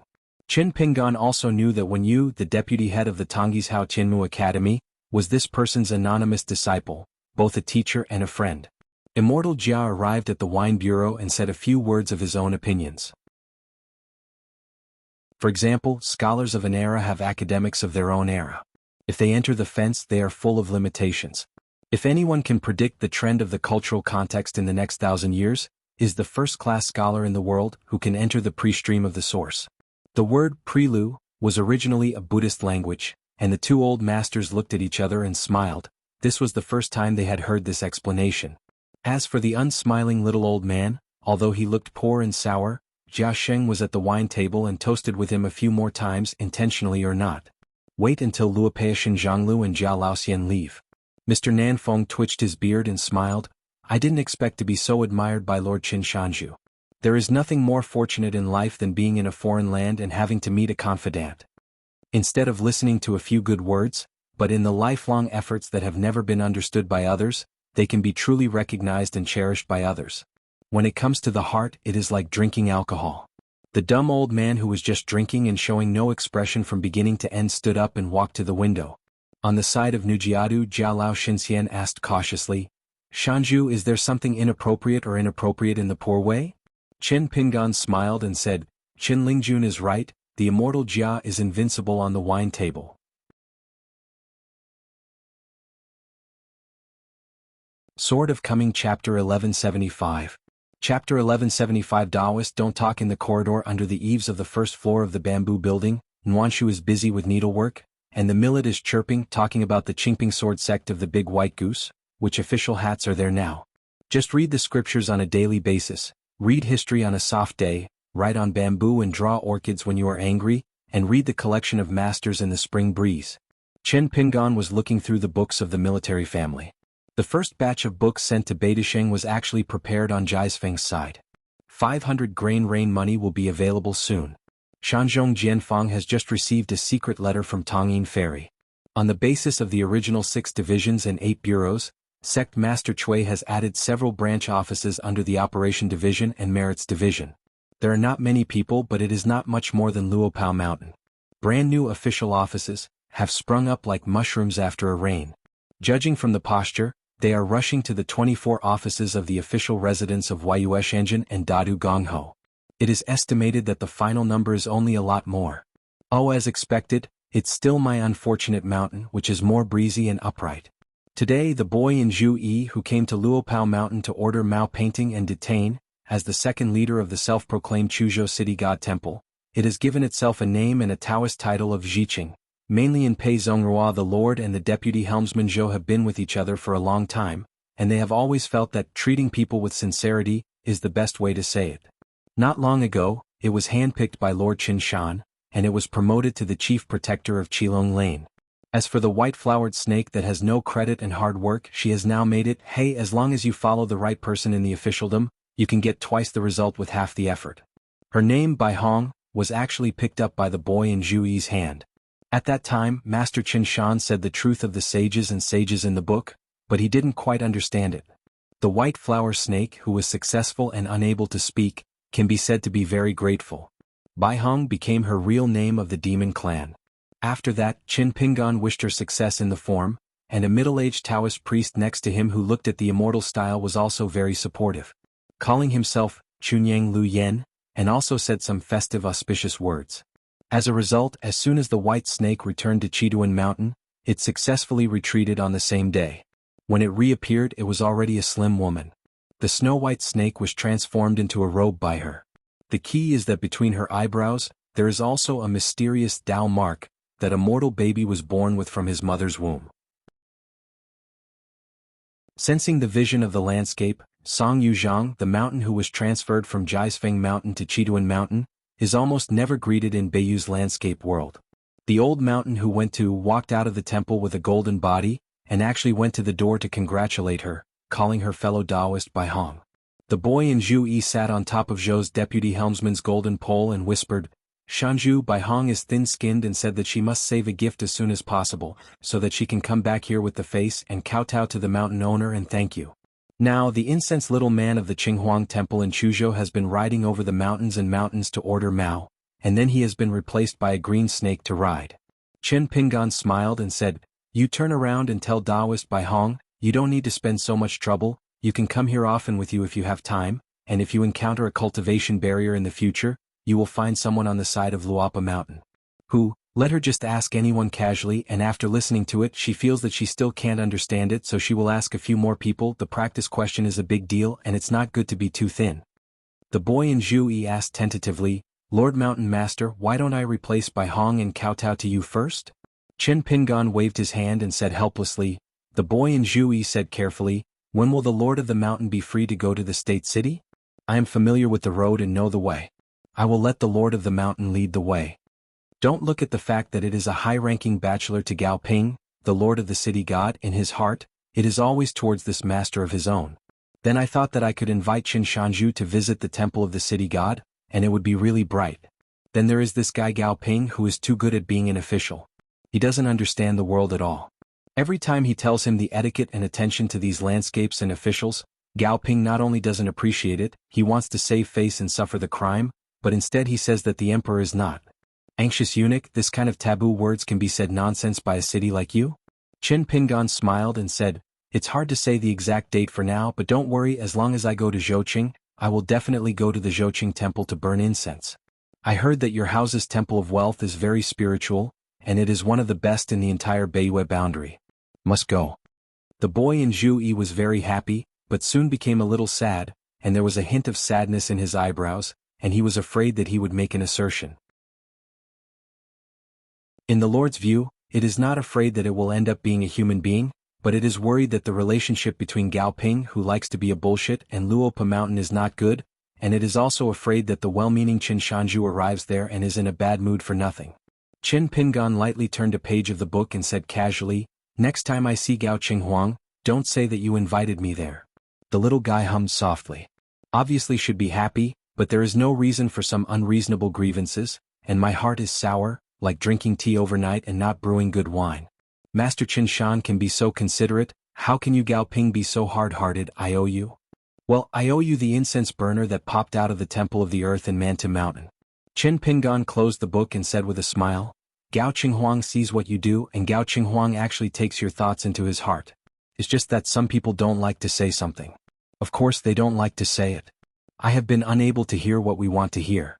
After a long time, of course we will feel lost, but there is no need to doubt the answer that we have long ago in our hearts. What do you think? The boy in Zhui still hummed, but this time the little guy was no longer so shy and drooping, but instead looked bright and his eyebrows were flying.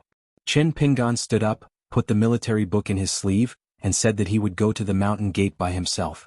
Luopeishan claimed to be closed for 30 years, during which time no guests or apprentices were accepted. However, because Qin Pingon said hello in private, the people of Luopao Mountain are allowed to collect some direct disciples with eyesight in private, but in a short time, they will not hold the opening ceremony at Jilin Peak Patriarch Hall until the opportunity is ripe. Can do it together. So Xianwei took advantage of such a loophole and accepted an anonymous disciple. The Taoist priest Xianwei was a fake Taoist priest who didn't give a proper burial, but this disciple was a real Taoist priest. This person now rents an old house on Erling Lane in the small town, and from time to time he goes to Xianwei to ask him about Taoism. Qin Pingon went to the foot of the mountain alone. At the table at the entrance of the mountain, sat a Taoist priest drinking tea. The appearance of a middle-aged man had been stagnant in the cave for many years, and his real age was already Jiazi's old age. At this moment, Taoist Xianwei is drinking tea and chatting with this disciple. As for whether it is preaching and teaching and helping to point out the maze, it is difficult to say. According to Weibo, this wandering Taoist priest named Lin Feijing seems to have Su Hui. To put it simply, it is extremely likely that this person was a Taoist in his previous life.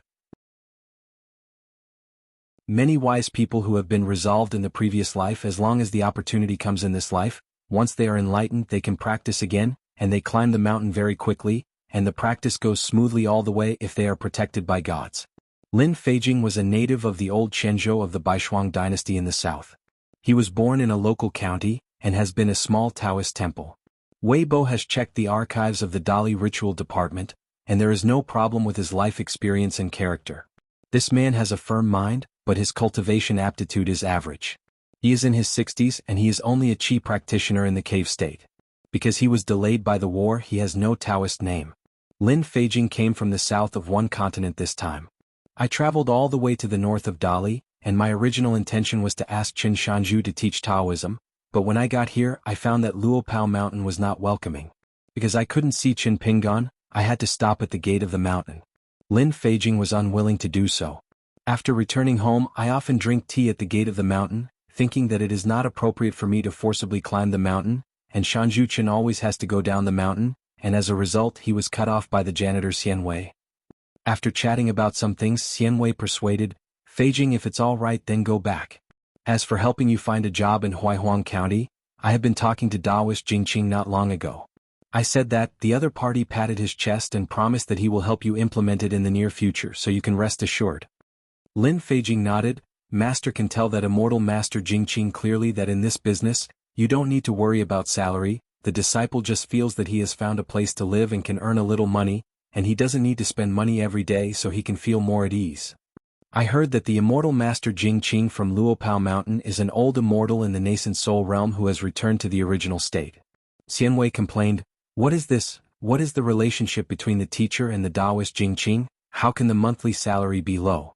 Chen Lingjun was really interested in this matter, but on the side of Qilong Lane Shi Rao's New Year's shop, the contemporary shopkeeper only sold cakes. Only earn a few taels? But let Lin Feijing go to the Chaotu shop next door. First, he didn't see Brother Jia before, and secondly, the business of the shop was normal, and the small shop had Zhao Dengao and Tianjiu, so Chen Lingjun was really embarrassed. At the beginning, I wondered if I was secretly advancing the money myself, and I had a discussion with Wei Wenlong and Zhang Jiazhen from the accountant, and I asked them to do a little favor. Every month I would pay Lin Feijing a salary in the name of Luopa Mountain. It was nothing more than every month. Chen Lingjun can still spend the expenses of a few snows a month, small money. The gold ingots, yuanbao and copper coins at the bottom of the mountain, and the 3 kinds of immortal coins on the mountain, can they have a big face? This is called heaven and earth, brotherly loyalty, and the greatest face.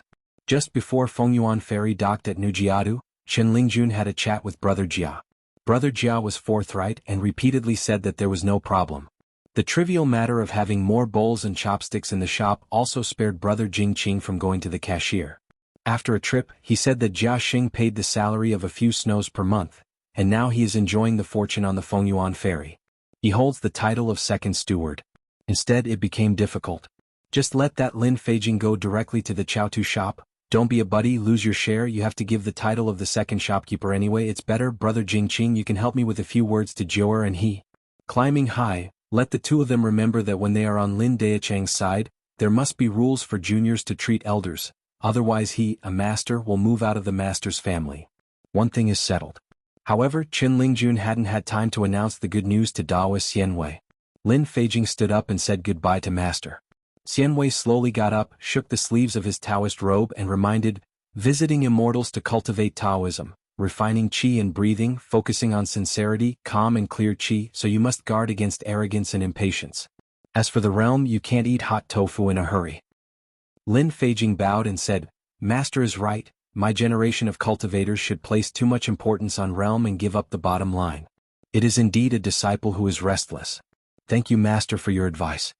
In terms of eloquence and quick wit, Daoist Xianwei was almost able to deceive Qin Pingan in the capital of Dali. This apprentice is really not bad. With just a few words, the disciple can think of some truths that the master himself could not think of. Xianwei patted Lin Feijing's shoulder.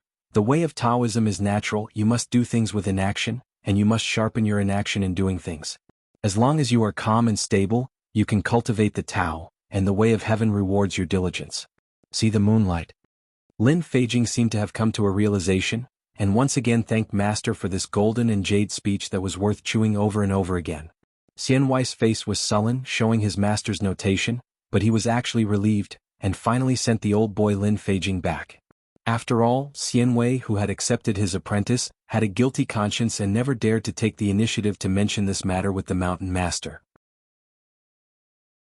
Xianwei even repeatedly told Xiaoli not to worry about telling Shanzhuchen about this matter. When the time was right, he would report the matter to Shanzhuchen himself. It's just that the Taoist Xianwei's guilty conscience is not the rule of closing the mountain and not entertaining guests and accepting apprentices with caution, but his own whim, worried that he will mislead the children's views on Qinshan's his side, don't accept it. When he got an apprentice, he lost his iron job as a janitor, causing him to return to his old business. The master and apprentice went to the rivers and lakes together to eat. Luckily, he was just an anonymous disciple who was usually referred to as a Taoist, Otherwise Xianwei would really persuade Lin Feijing to return to his hometown to have a look. In name, Xianwei reluctantly accepted Lin Feijing as his disciple when he saw Lin Feijing's zeal. As for the truth, in Xianwei's opinion, Lin Feijing was born in a noble family, and he was a chi practitioner in the middle 5 realms, with a small amount of savings and a good family background. Xianwei is an old jianghu. In a few words before he had figured out the details of Lin Feijing. For example, it seemed like a nonsense. Taoist friends have been to several xianxia ferry crossings, and have been on several xianxia ferry boats.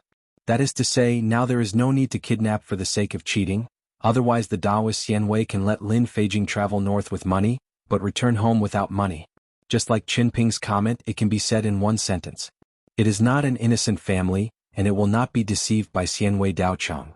Lin Feijing suddenly stopped and asked, "Master Xianwei, who is this?" A man in a green shirt and a long coat stepped down from the steps of the mountain road, with a hosta on his head, and his air was gentle. Xianwei turned his head and saw that his head was as big as a dustpan. Why did the mountain master come down the mountain? Fortunately, Lin Feijing was clever and didn't call his master. Qin Pingan smiled and said, "My name is Qin Pingan, this fellow Taoist is Xianwei's friend?" Lin Feijing glanced at Xianwei. Xianwei stomped his foot, that's all, stretching his head and shrinking his head was a matter of a knife, he admitted it generously, and then confessed to Qin Pingan saying that Lin Feijing was his anonymous disciple. Good thing. Qin Pingan nodded and smiled. Since you have the status of master and apprentice, fellow Taoist Lin can live here. As for whether to settle down at the foot of the mountain or go to the mountain to choose a house, it depends on the arrangement of Taoist Xianwei. Xianwei sighed softly in his heart. He was just a gatekeeper of Luopao Mountain. How could he look like a priest with a seat in Jiaifeng Patriarch Hall? Lin Feijing hesitated for a while, and then he had a stern showdown with the thunderous Qin Shanzhu, and then got up and said, "Qin Shanzhu, I rented a house in the town and the deposit for half a year has been paid. Ask someone for help and find me a place to earn a living in the county town. I think I will live there in the near future, and I will come back to harass Master Qin after half a year." Qin Pingan smiled and said, "My family doesn't say polite words in short, it's just how convenient it is." Taoist Lin Feijing thanked Qin Shanzhu, who matched the image in his mind. Well-behaved, serious. In order to get back to Luapa Mountain as soon as possible, Chief Zhou used the Sanshan talisman, and taught this talisman to Feng Shuetao. Probably because of the timidity of being close to the nostalgia, Jiang Shangzhen did not go straight to Jiaifeng Luopao Mountain, but took Feng Shuetao to Huaihuan County first, and walked around the streets and alleys. On the ground, listening to Jiang Shangzhen's light-hearted introductory words, Feng Shuetao became more and more terrifying as he went on, not to mention Fulu Street and Taoya Alley, maybe an inconspicuous narrow alley, in a dilapidated house. There used to be so-and-so. Born and raised here, I stepped on chicken and dog dung every day, and eventually left my hometown one after another and became who and what. In the end, they had a drink in the restaurant, which is the tallest building in the town. Standing by the window on the 3rd floor, they could see the crab shop. Feng Shuetao asked casually, "Since this restaurant is the tallest, isn't it also a place occupied by an expert?" As a result, Feng Shuetao found that Jiang Shangzhen had been raising his head and looking at the ceiling. Jiang Shangzhen retracted his gaze and said with a smile, "There is a 4th floor above our head. The embroidered shoes of the host are taller than our heads. Do you think they are taller?" Double entendre. It's just that Feng Shuetao misunderstood and didn't take it seriously. Just because Jiang Shangzhen talked about the inside story today, it was all on paper, and more truth was not disclosed to Feng Shuetao, for fear that this young secret Taoist friend would be angry when he was walking in the town. Not even taking a breath. In the land of slaps, it is extremely rare to have an ascension cultivator on the mountain. What if there are 2 at the same time? Unimaginable. After all, in a corner of the limited landscape, crowded with 2 people flying up the mountain, it is almost like the door-to-door of the gate of the Yamashita market. And what if more? None. Therefore, in the incredible place of Lizidangshan, the lower the realm, the more courageous to walk at night. Foreign monks, the higher the realm, the more careful they must be. Feng Shuetao, for example, only knows a little bit more about the great monks here through some secrets on the mountain. For example, it is very likely that there is a soaring platform hidden here. Qi Jingchun, the teacher of the small town school, is the penultimate person in charge of the town. Here is a saint of the 3 religions and a family, a very young scholar of 14 realms. The only true Dragon King Zhu in the world, the root of the road is here. As for the younger generation who went out from the town such as Chen Pingan in Luopao Mountain, Lu Xianying in Longquan Jianzong, Ma Kuxuan in Xinghua Lane, and Guqin in Nipping Lane, there is more news circulating in the outside world. Feng Shuatao said, "This visit to Luapa Mountain, do I need a backup gift? If it is just a pure identity of a soaring realm cultivator, even if Feng Shuatao passes by the Dali dynasty, he only needs to deliberately bypass Luopao Mountain and Piyun Mountain. Since your old Lizidongshan's landscape boundary in Ruan Xiong's hands, make an agreement. Qi practitioners need to hang the sword talisman in the jurisdiction of the wind, so I can't afford it. Can I hide? But since I was with Chief Zhou this time, I was a guest at Luopao Mountain for the first time. I had to talk about the etiquette on the mountain." The problem was that Feng Shuatao didn't understand the temperament of the young hidden official, and the quality and price of a meeting gift. There is knowledge. As a Yi Xiu, Feng Shuatao is of high age and has a good family background. For example, he has a half-immortal soldier treasure on hand. Feng Shuatao has not made a fool of himself. Of course, he is reluctant to send it out. If there is a magic weapon that cannot be refined for life, or a magic weapon that is not cost-effective to refine, which one should you choose? The same thing is a magic weapon, and the price can be very different. Xianxia sat down again, took a pair of chopsticks and stewed bamboo shoots with bacon, and specially picked the spring bamboo shoots called nilahuang or huangnijian in the town, and then used the ham meat that had been dried for 2 or 3 years to stew slowly in a casserole. Xianxia chewing carefully, he smiled and said, "I have already helped to prepare the gift. Brother Feng doesn't have to think about these little things." Feng Shuatao shook his head and said, "No, I still have some savings." Xianxia smiled and said, "Don't argue with me about this. If it wasn't for my sake, you wouldn't have to go to Luopao Mountain. According to custom, whether it's visiting relatives during the first month of the year, or visiting people to ask for help, you have to send a pair, not a single. So either you don't send the wine at all, you have to send 2 bottles. So I prepared 2 more pleasing magic weapons for you." What's more, Feng Shuatao lost a lot of money during the slaughter in the wild hinterland. Yi Xiu earns money, can he be comparable to the cultivator of genealogy? Although you are Feng Shuatao from Ascension, I am Jiangxia. Between good friends it makes sense. Feng Shuatao still insists on his own opinion. Jiangxia has already raised his glass and drank it all.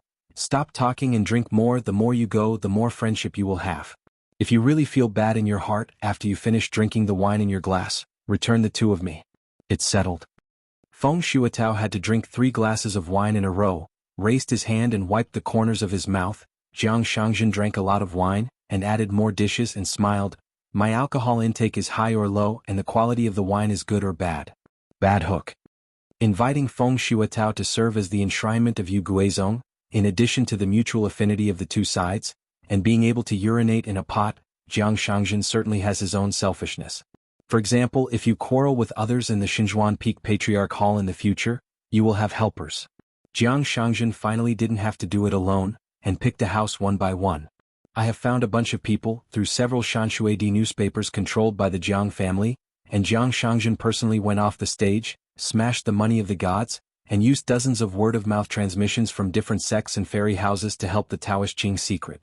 Feng Shuatao in the southern part of Tongye continent was very publicized, and his fame spread far and wide.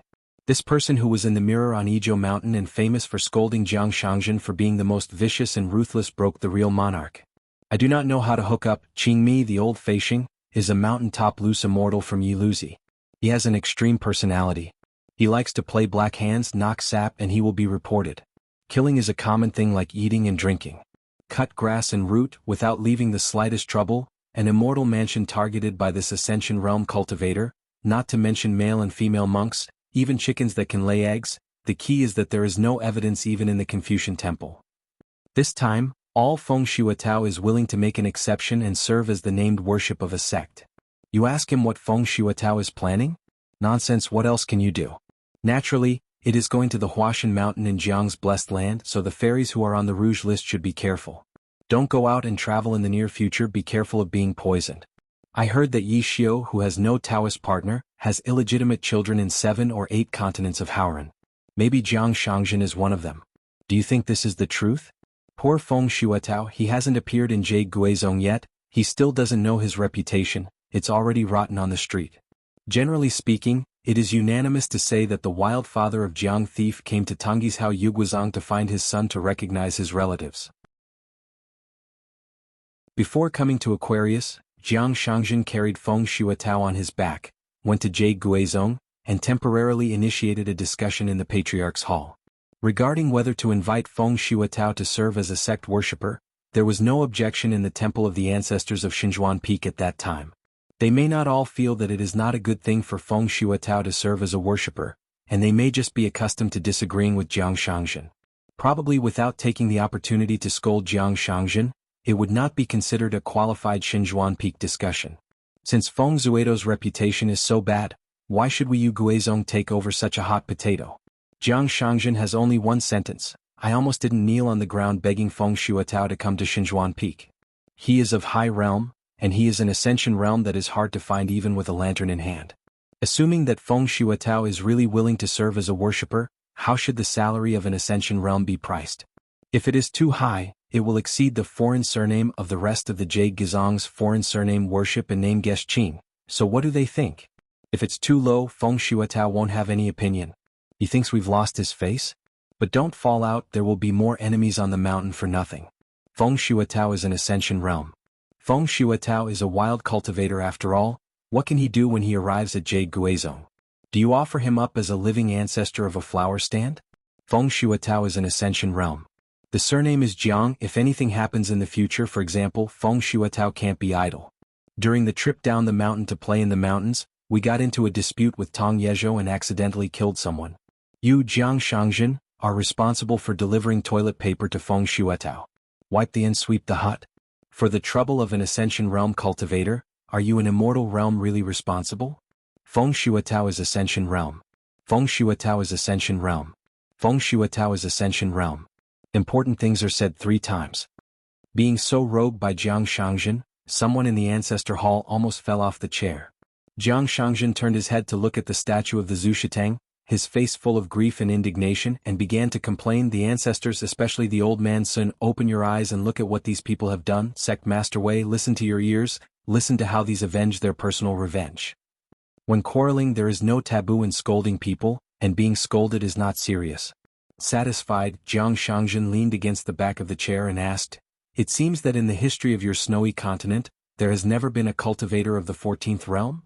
Feng Shuatao said with a smile, there are no 14 realms in Snow White Island.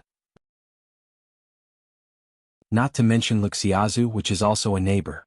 After all, Aizhou and Juluzhou are the worst to deal with. They have been competing with each other for so many years. You have the real person of the fire dragon of the Pillow Peak, and we also have Wei Shi, the master of the 72 peaks. You swordsmen are like clouds, and we have Lu Jubao, the god of wealth. Jiang Shangzhen was Tong Yezhou. At that time, everyone who practiced qi had higher eyes than the top, and underestimated Haoran Qizhou. To a certain extent, it was related to the old master who owned a Taoist temple in the East China Sea. At this moment, 3 people came from the entrance of the stairs, headed by a man with a blue shirt, long coat and cloth shoes. He looked young, his temples were not particularly obvious, and there was a young man with a yellow hat and blue shoes and a man with red cheeks. Girl in sable hat. Jiang Shangzhen hurriedly got up and was flattered. Why did the mountain master come down the mountain to welcome him? Qin Pingan said bluntly, go to the 2 shops in Qilong Lane to check the accounts. Xiaomo said you were drinking here. Stop by. The self-motivated Jiang Shangzhen choked for a moment. Qin Pingan smiled and said, let me introduce to you the 2 around you. Xiaomo have a strange pseudonym and the Taoist name is Shizhu. Xiego, now she has changed her name to Meihua. She has a lot of Taoist numbers, so I won't go into details. Xiego pouted, Shanju, if you don't take me as a root, you only have 7 or 8 at most 10 Taoist titles and you won't be able to pick a few? Xiaomo said, Xiaomo has met Chief Zhou.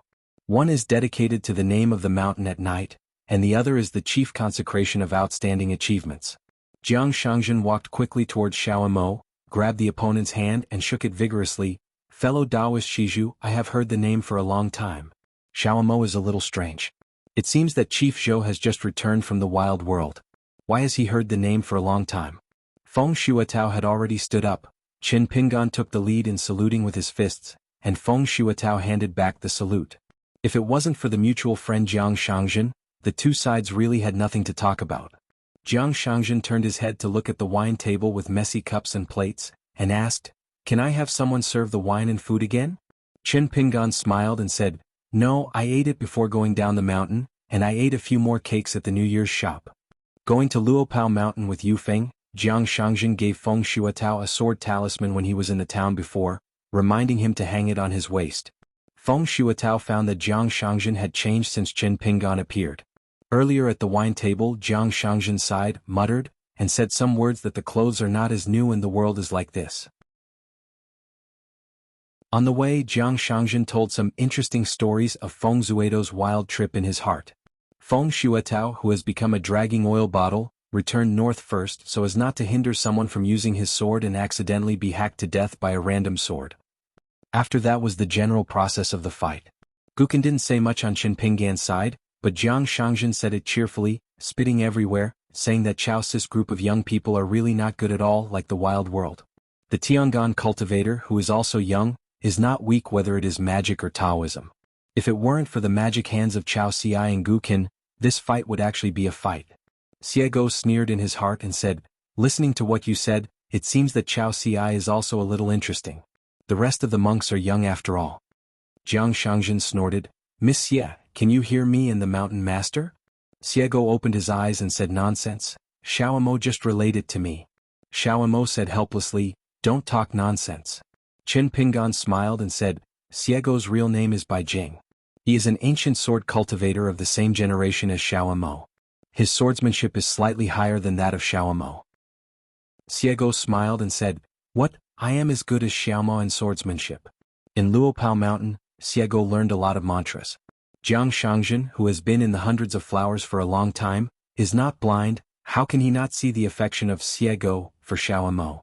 For example, the azaleas bloom like a fire, and when the wind passes they nod their heads and say they like them. I lost. Jiang Xia was tired and he was the chief of Luopao Mountain. If he didn't fight he couldn't keep it if he couldn't keep it. Only Feng Shuatao, an outsider, could not hear the content of their hearts. Arriving at the gate of the mountain, Jiang Shangzhen's eyes lit up, and he was immediately full of fighting spirit. It turned out that when Qin Pingan went to the restaurant to find Chief Zhou in the town, he had already notified Zhu Lian on the side of Luopao Mountain. There was a hunched old cook wearing cloth shoes, a boy in blue, a girl in pink, a girl in black, and Sun Yuanji who stopped at the foot of the mountain to take a break. In addition, there are two gatekeepers of Luopao Mountain, Dafeng brothers, Taoist Xianwei, and a white-haired boy who serves as the editor. Everyone was noisy and greeted Chief Zhou home together. Jiang Shangzhen felt warm in his heart in an instant. In addition to the mountain master, who else can have this treatment? This is what it means for a man to work hard to earn money outside. Spend money where it's worth it and spend it where it's worth it. Finally back. Jiang Shangzhen and the old cook smiled and raised their hands and gave them a high five, then clasped them tightly together. Chen Lingjun asked Chief Zhou to sit at the table quickly, so that he could tap his shoulders and rub his arms. Warming the tree to boil water to make tea, the millet grains are also diligent, and the dried fish and sunflower seeds are placed on the table. There are rules for worshipping the mountain, and it must be recorded on the side of the gatekeeper, the Taoist priest Xianwei. A white-haired boy had already taken out a pen and paper from his sleeve. Feng Shuatao, the scattered fairy in Aizhou with the road named Qingmi, ascended to the realm, followed the chief to worship Zhou Fei on a certain day in a certain year, visited Luopao Mountain, and gave gifts and 2 magic weapons. The white-haired boy who was in charge of compiling the chronology laughed on the surface, but in reality he was full of slander. Don't come next to a monk of the lower 5 realms so that I, the music editor, can be happy? Why is there an ascension realm again? It's not interesting. Take their seats, lively and lively. Chen Lingjun complained that Chief Zhou was late, and Brother Jia followed the Fengyuan ferry to Tongyi's house. Jiang Shangzhen said with a smile that when Elder Jia is teaching at Yuhai Academy, he must join in and sit in the first row. Chen Lingjun felt that the atmosphere was good, so he dared to talk to his master, saying that Brother Jia was too embarrassed to speak before, and it was a lot of pressure to be a lecturer in the academy, so he thought about whether he could drink some wine to strengthen his courage before the lecture. Chen Lingjun Pingan smiled and said it was fine, not to mention drinking before class. Even if the old Jia had a small drink in class, it would be fine, just pay attention to the appropriate amount. Yuhai Academy is a private academy anyway, so we can make an exception for Jia Sheng. It is up to him to discuss this matter with Sect Master Cui and Master Chong. Sitting next to Jiang Shangzhen, Feng Shuatao noticed the girl with a sable hat with an odd name, squinting at himself from time to time. Looking at her, whether she is probably a Jade Pure Realm Sword Immortal? The girly Xiego feels that he can't see his own realm, so he is more curious about his own identity? In fact, Xiego was talking to Xiao. Xiao, can he carry 2 or 3 more swords than that Jinghao? Xiao hesitated for a moment. It depends on how this person escapes. In the past, Xiao didn't talk about this topic at all. Now Xiego is doing better and better in Luopao Mountain, and you can talk to her at will. This is also a private suggestion of Mr. Zhu. Xiao, the more you treat Xiego as a white scene, the more Xiego is a white scene. In fact, to put it in a more straightforward way, that is how much your little Mo likes Mixia, how much Mixia will like Luopa Mountain. Jiang Shangzhen jokingly said, "What's the matter with the new superintendent, who is so unclear?" Compared with the previous drunkard Chao Gingxin, his ability to be an official is 1,000 miles behind. A Longquan County Kiln Supervision and Construction Office, on the bright side, supervises the firing process of those kiln-mouth porcelains that retain the status of official kilns in Longquan. Of course, there is a more important secret responsibility, which is to supervise everything in the former site of Lizidongshan. In fact, after Longquan Jianzong moved to the mountain and moved away from this place, the only thing that the spy of the Supervision and Administration Bureau needed to watch was Luopao Mountain, which was the biggest landlord. Is very smart. It is obviously the biggest responsibility of the Supervision and Construction Department, but Chao Gung does not care about it. As a result, he has been the head of the Supervision and Construction Department for 2 terms. Now, as expected of a master who dared to care about Qi Lane and Cheer Street secretly selling pictures albums when he was in his teens.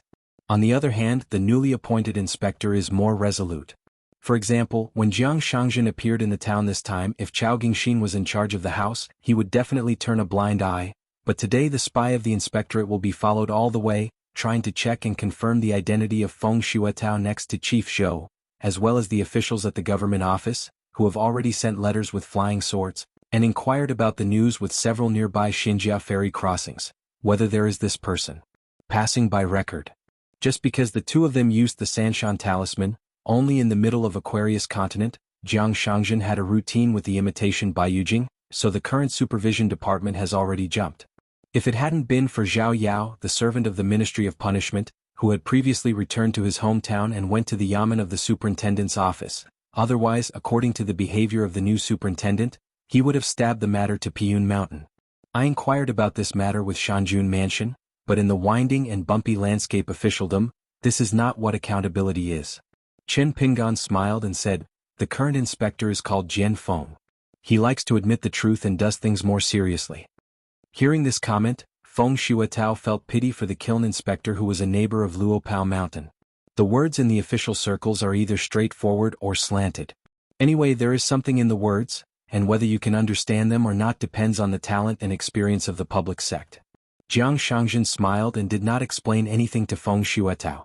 He was personally evaluated by his own mountain master as recognizing the truth and doing things seriously, which can be completely equivalent to the great excellence of the observation. After drinking the tea, it's time to wash up the dust for Chief Zhou and go up the mountain together. Jiang Shangzhen laughed heartily and said, "With Brother Feng, there are now 4 ascension realms in Luopao Mountain." Feng Shuetao was shocked. "What? There are 3 ascension realms in Luopa Mountain." Jiang Shangzhen said it to the point. 2 of them are still sword cultivators, one is the peak and the other is perfect. It may be far away from the 14th realm pure sword cultivator, and it may be close to it. Feng Zuedo's heartstrings tightened instantly when he heard the words, like a small boat undulating in the stormy waves, and it was difficult for him to suppress the ripples in his Taoist heart and return to stability. Jiang Shangzhen smiled and said, "These 2 are right next to you 3 steps away." Feng Shuetao couldn't help but stiffen his body and his breathing stagnated for a moment. After all, it was Yishio who was used to seeing strong winds and waves. Feng Shuetao quickly returned to his normal expression and said in his heart, "Don't tell me sooner." Jiang Shangzhen said something that made Feng Shuetao temporarily puzzled. "It makes no difference if you say it sooner or later. Anyway, here we have a high level, it's useless and it's not popular." He parted with the eldest disciple of Kaishan at Jawadu, and watched Pei Chen board a Xinjia ferry that would dock at Nujiadu. Chen Pingan, who looks like a young man with a sword on his back and goes by the pseudonym Chen Ren, went to the capital of Qingxing Kingdom alone. One of the avatars, the out-of-the-door clerk of Yushan Mountain, is outdated and still in Qingling country. Qingling, Qingxing, one-word difference. In Haoran Jiuzhou, Choosing a country name is actually more difficult than picking a name for a sect on the mountain, so there are often prefixes such as southeast and northwest, which is really impossible. Almost all the single-character dynasties are those dynasties with a long history and profound background, which are somewhat similar to the one-word side-by-side king in the name of the vassal king, and must be the most noble. In the Xuanhuan country, which is adjacent to the mountain of the Prince of Xia in the capital Wu Di, a Taoist priest from a foreign country still sets up stalls to tell fortunes every day, rain or shine, and it is unstoppable. In the territory of Yenzhou Prefecture of Dali, after school in Tianxuan School, Qin Pingan took his student Ningji and asked the latter to practice how to control a talisman boat, swaying and swaying. When encountering the wind and waves in the sky, it would bump up and down like a flat boat on the water. I went all the way to the north and rushed to the logging institute in Yuzhang County, Hangzhou. Qin Pingan made an appointment with Lin Shui that he would visit the logging institute today. In fact, I talked with Lin Shou before and the result is good. The realm is high and high. This young immortal in the upper 5 realms actually said that he can't get away from something. Qin Pingan didn't say it sooner. In the reply letter, Master Lin told Qin Pingan to go to the logging yard by himself if he was really in a hurry. It didn't matter if he was there or not. Qin Pingan had to make another appointment with Lin Yupu. It really is the world today. People's hearts are not ancient, and whoever owes money is the uncle. In the middle of the night, Fu Zhou fell in a secluded landscape outside the county where the logging institute is located, and walked on foot. Qin Pingan and Ningji each took out a road guide and entered the county. As soon as Lin Shou came to the gate of the county town, Qin Pingan threw his hands together and said, "Lin Yupu has not seen you for a long time. I am in a panic which has delayed Lin Yupu's practice." Lin Shou felt helpless. It's really something and the date has been set a long time ago. Qin Pingan smiled. Yuaning Yu Yupu, if there is an incident or leave, whoever has the highest level has the final say. Lin Shou laughed and said, "You're not done yet, are you?" Qin Pingan smiled casually and introduced the students around him. Ningji subconsciously shouted, "Uncle Lin?" Qin Pingan held back his smile. "Ningji, you're calling it wrong. According to our pedigree, Lin Yupu is the second disciple of your master, and his realm is high, but he is a generation lower than me, so you have to call senior brother Lin." Lin Shui didn't bother with Qin Pingan. He nodded and smiled with the dark and thin teenager. "My name is Lin Shui and your husband is from the same hometown, so just call me brother Lin. Remember not to imitate your husband who likes to say weird things so much in the future." Ningji grinned. Mr. himself, he never said weird things, he always had something to say. Lin Shui laughed heartily. "What are you nervous about?" Qin Pingan sighed. "No wonder you made a mistake in your message. Otherwise I would have come to pay New Year's greetings to Uncle Lin earlier." Lin Shui smiled and said, "You just come to the door empty-handed?" Qin Pingan said, "How is that possible?" Lin Shui said, "The county town is not big, it's only a few steps away and my father is already waiting." In fact, his father had already specially asked the kitchen to prepare the meals. He didn't ask Lin Shui why he hadn't arrived yet, or he asked him to go outside to see if he had arrived. Qin Pingan asked, "Will you not disturb Uncle Lin's rest?"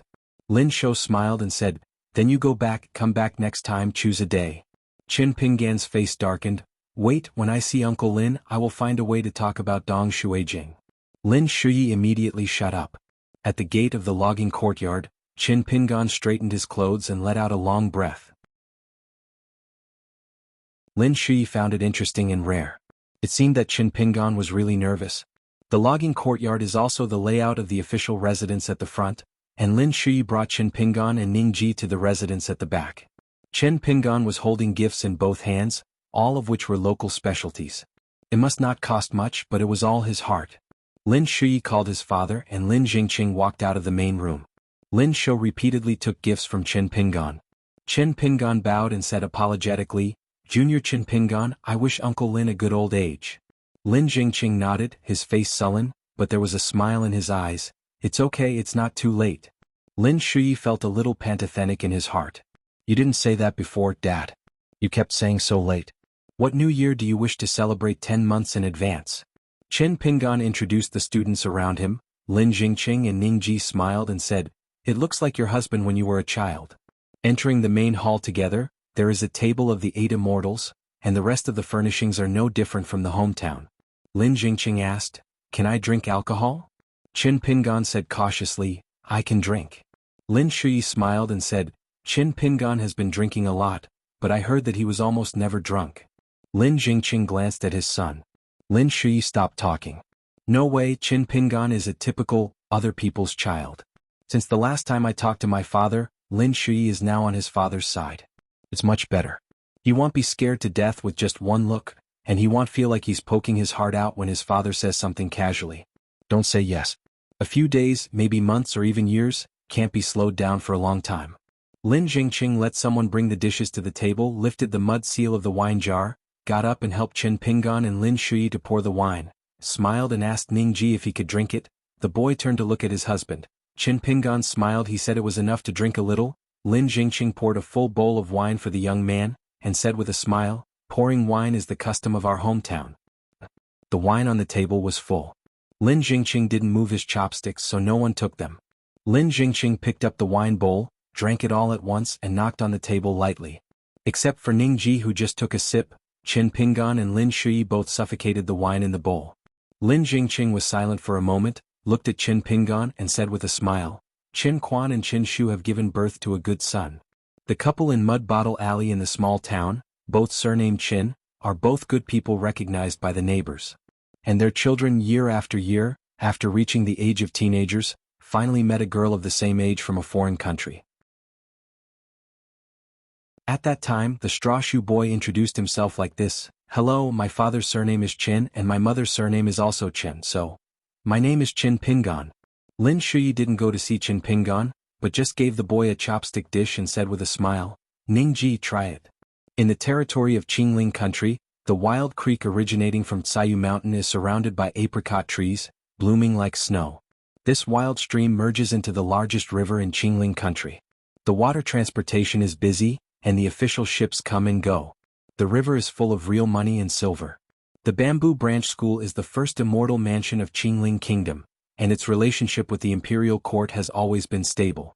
I had a drink at the same table with Xiahou Zan and Xiahou Jianxian of Shilongfeng before. As an outdated guest of the Bamboo Branch School, my monthly salary has doubled from 6 snows. After all, he is a pawn and the Sesame official is also an official. At the end of each year there is a dividend, but it depends on the operation of the Zhuji faction.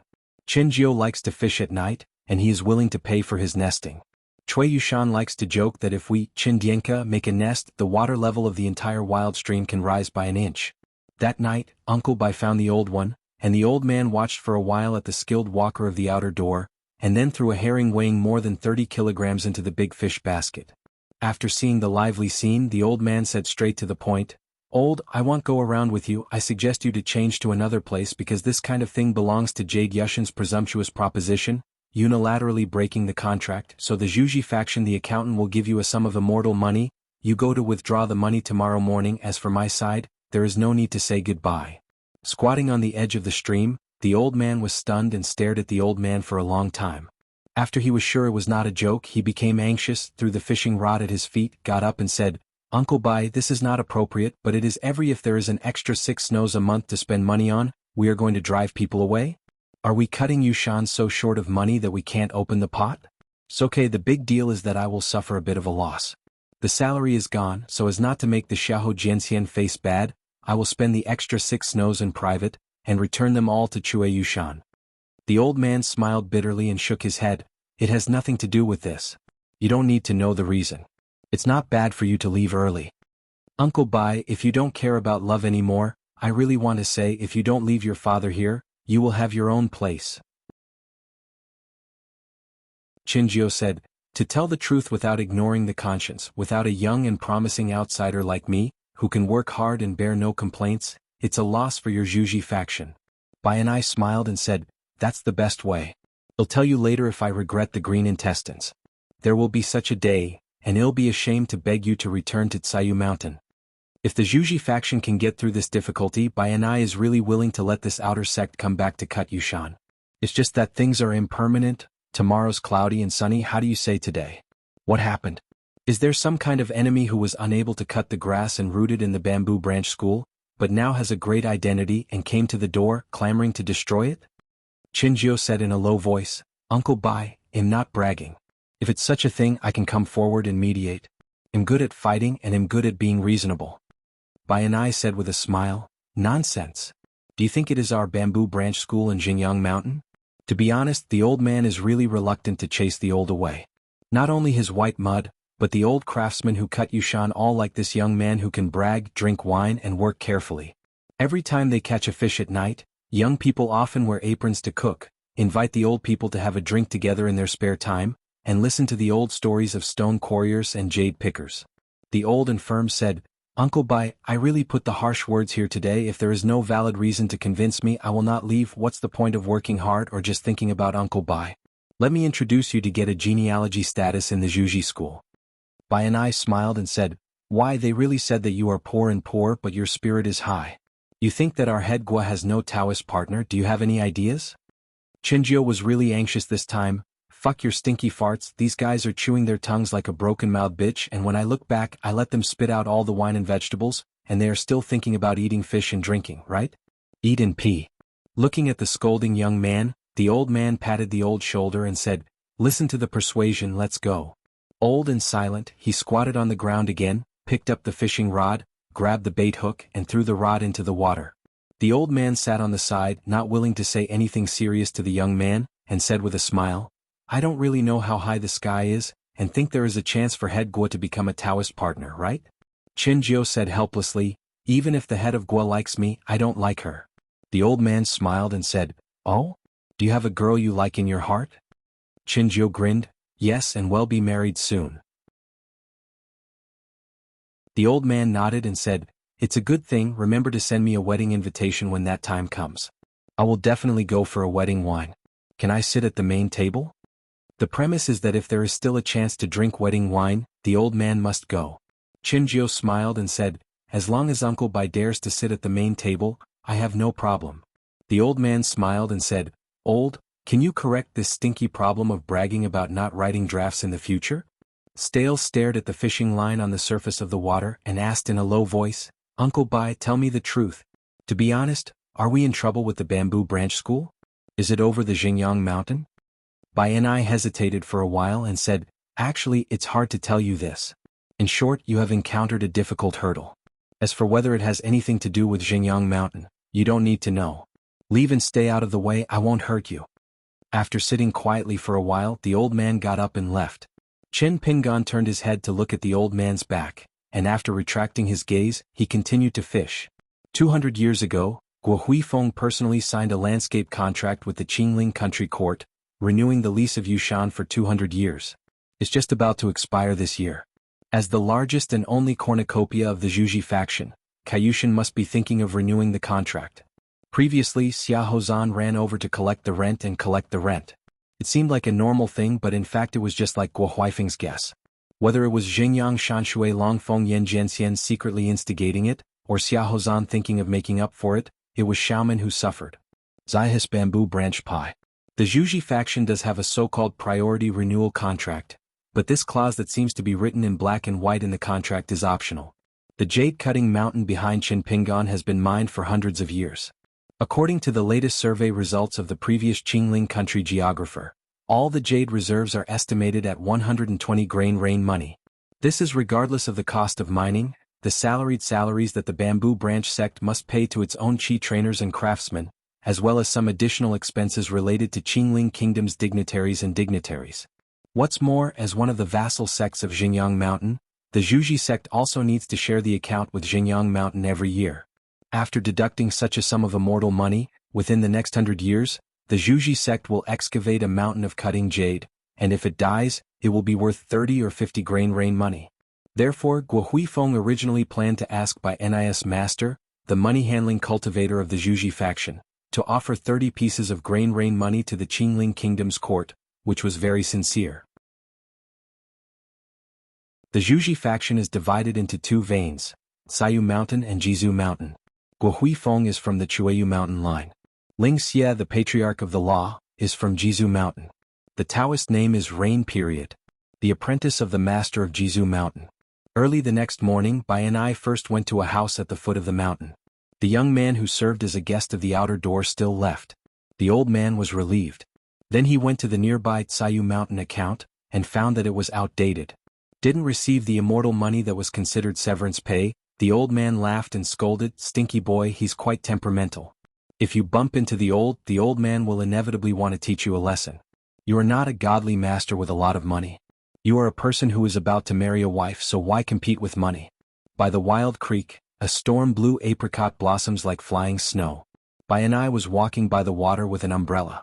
He wanted to see apricot blossoms that he didn't know if he could see them again in the future. As the old man walked, he realized that he was looking at the old scenery with his heart, just like the new scenery. The hometown, which was originally opposite each other day and night, was like a stranger who had never met before, and when the wind blew the flowers, it was more like an emaciated beauty with frowning frowns. The old man walked all the way to the junction where the stream joins the Chiha River, and found a black spot on the water's edge. When I got closer, I saw a fisherman wearing a hat, a hood and straw sandals. He looked young and dressed as a Taoist priest. The other party claimed to be a jianghu person who hit the government in Chongzhou. A penny stumped a heroic man. He had bad luck and a bad fate. Bayanai casually asked Dao Chang how the fish was caught. The Taoist looked embarrassed and said that it was all right. After the rain, the weather was fine and the fire was lit, and today I can finally have a full meal. He probably guessed that the old man was a genealogical cultivator on the other side of Tsayu Mountain, and seeing that the old man did not intend to leave for a while, and the foreign Taoist monk who went fishing at the gate of someone else's mountain, he was a little uncomfortable in the end. Bayanai doesn't mind strangers coming here to fish, not to mention the Chiha River, it's a wild stream. Could it be that whose name is still engraved on the fish in the water? In fact, the old man was not interested in fishing at first, but he was familiar with the way of fishing. Over time, the old man saw some interest in the way of life. Besides, as the old man said many times, watching people fishing is like hearing the sound of books in a dream. It's interesting, not to mention watching people fishing rods, just like drinking wine without spending money, you can pour a piece of lei. The young Taoist priest was quite good at fishing, and he didn't see how he would make up the nest, so he caught several fat crucian carp one after another. Now, the Taoist priest had to bite the bullet and explain that if you can't cook it in one pot and you can't eat the rest, you can take it to the fish market to sell it for money and exchange some dishes. Bayanai nodded and turned to leave. The old man with the umbrella didn't walk out a few, when he heard the fishing line suddenly stretched behind him, and then there was the sound of a big fish pulling the line. Hearing the sound, Bayanai knew that he was catching a big fish. The old man was very happy for the Taoist priest, and he didn't even think about watching people walk the fish. After a while, the Taoist priest shouted loudly, "That old man, stop here, you can't buy it." Buying a fish? This fish looks very strange and extraordinary, look at it, there are words on its forehead. At this moment, the Taoist priest lost his fishing rod and sat cross-legged, holding a large red-tailed carp with golden scales that was half a human's length in his arms. Bayanai turned around and asked with a smile, "Tell me what words?" The Taoist priest was elated and slapped the fish's forehead. The mud-golden text, "Only 1.5 of the horn is left," which the poor Taoist still vaguely recognizes, and the rest of the traces are like light bird seals, which are too old, like ancient monuments. There is a horn character on the forehead, these signs are good. But don't be a fine, it's a pity to stew for the poor Tao, and the poor Tao is also worried about being punished and struck by thunder. Old man, you see that we are destined, it's a big carp caught by your doorstep, why don't you buy it and keep it at home? What kind of auspicious thing is a few fairy money? Old man, do you think it's true or not? The old man with the umbrella was a little helpless. When I buy an eye was that kind of 3-year-old child. You are a foreign Taoist priest, you just fish when you fish, how can you cheat on your money? However, the old man patiently listened to the nonsense of the Taoist priest over there, and did not expose the other party. He thought that the old things were still here, and it was estimated that the two sides were chatting. There are liars all over the world who sell antiques as fakes. In short, they are just one mouth. They all rely on storytelling. They are either handed down from the ancestors or just dug out of the ground. The old man remembered that the old man once said that there is a way to make a living. Near some xianxia ferry near the water, there is often a liar who prepares a fish with engraving on the forehead. It is best to be the kind of carp that sells well. Red and gold are even better. Using this fish must be a way of saying that it will go into the sea and return to land water after many years. It is similar to what is written in the book. The so-and-so monarch once wrote an inscription in red pen. Could it be this one? Palm eye. In addition, there are a few supporters next to him to help coax him, and he is the first to bid, specifically to deceive the gods on the mountain who have read some books but not much. In fact, the old man has always suspected that Qinjiu had done this kind of deed himself. Otherwise he would be the kind of person who would be trusted to share the spoils after the fact. By an eyeside, it's really not easy for these rootless duckweed like xianxia to eat and eat, so he waved his hand and signaled the Taoist priest to stop working hard and go to other places to cheat money. Bust vaguely. The two golden fish whiskers beside the carp's mouth trembled, swaying like water plants. The Taoist priest became more and more diligent, and shouted at the top of his voice, "Old man, do you hear? This fish can really speak, it's really scary. I can't understand the content, most of it is biezo yayan." The golden carp, which was only half a step away from being successfully shaped, did swim all the way from the sea to Dadu to the Chiha River here, just to relax. Near the White Emperor city in the Middle Earth, it fell short and failed to jump to the Dragon Gate. It fell endlessly, but relying on the atmosphere of the residual Tao Qi and the Dragon Qi intertwined, the temples along the way did not dare to stop it. Taoist priest, he was caught on the shore with the most unscrupulous means of anchoring fish. It was still in pain at the moment and he couldn't help but scolded, "Stinky Taoist priest, let go quickly. Don't be a person."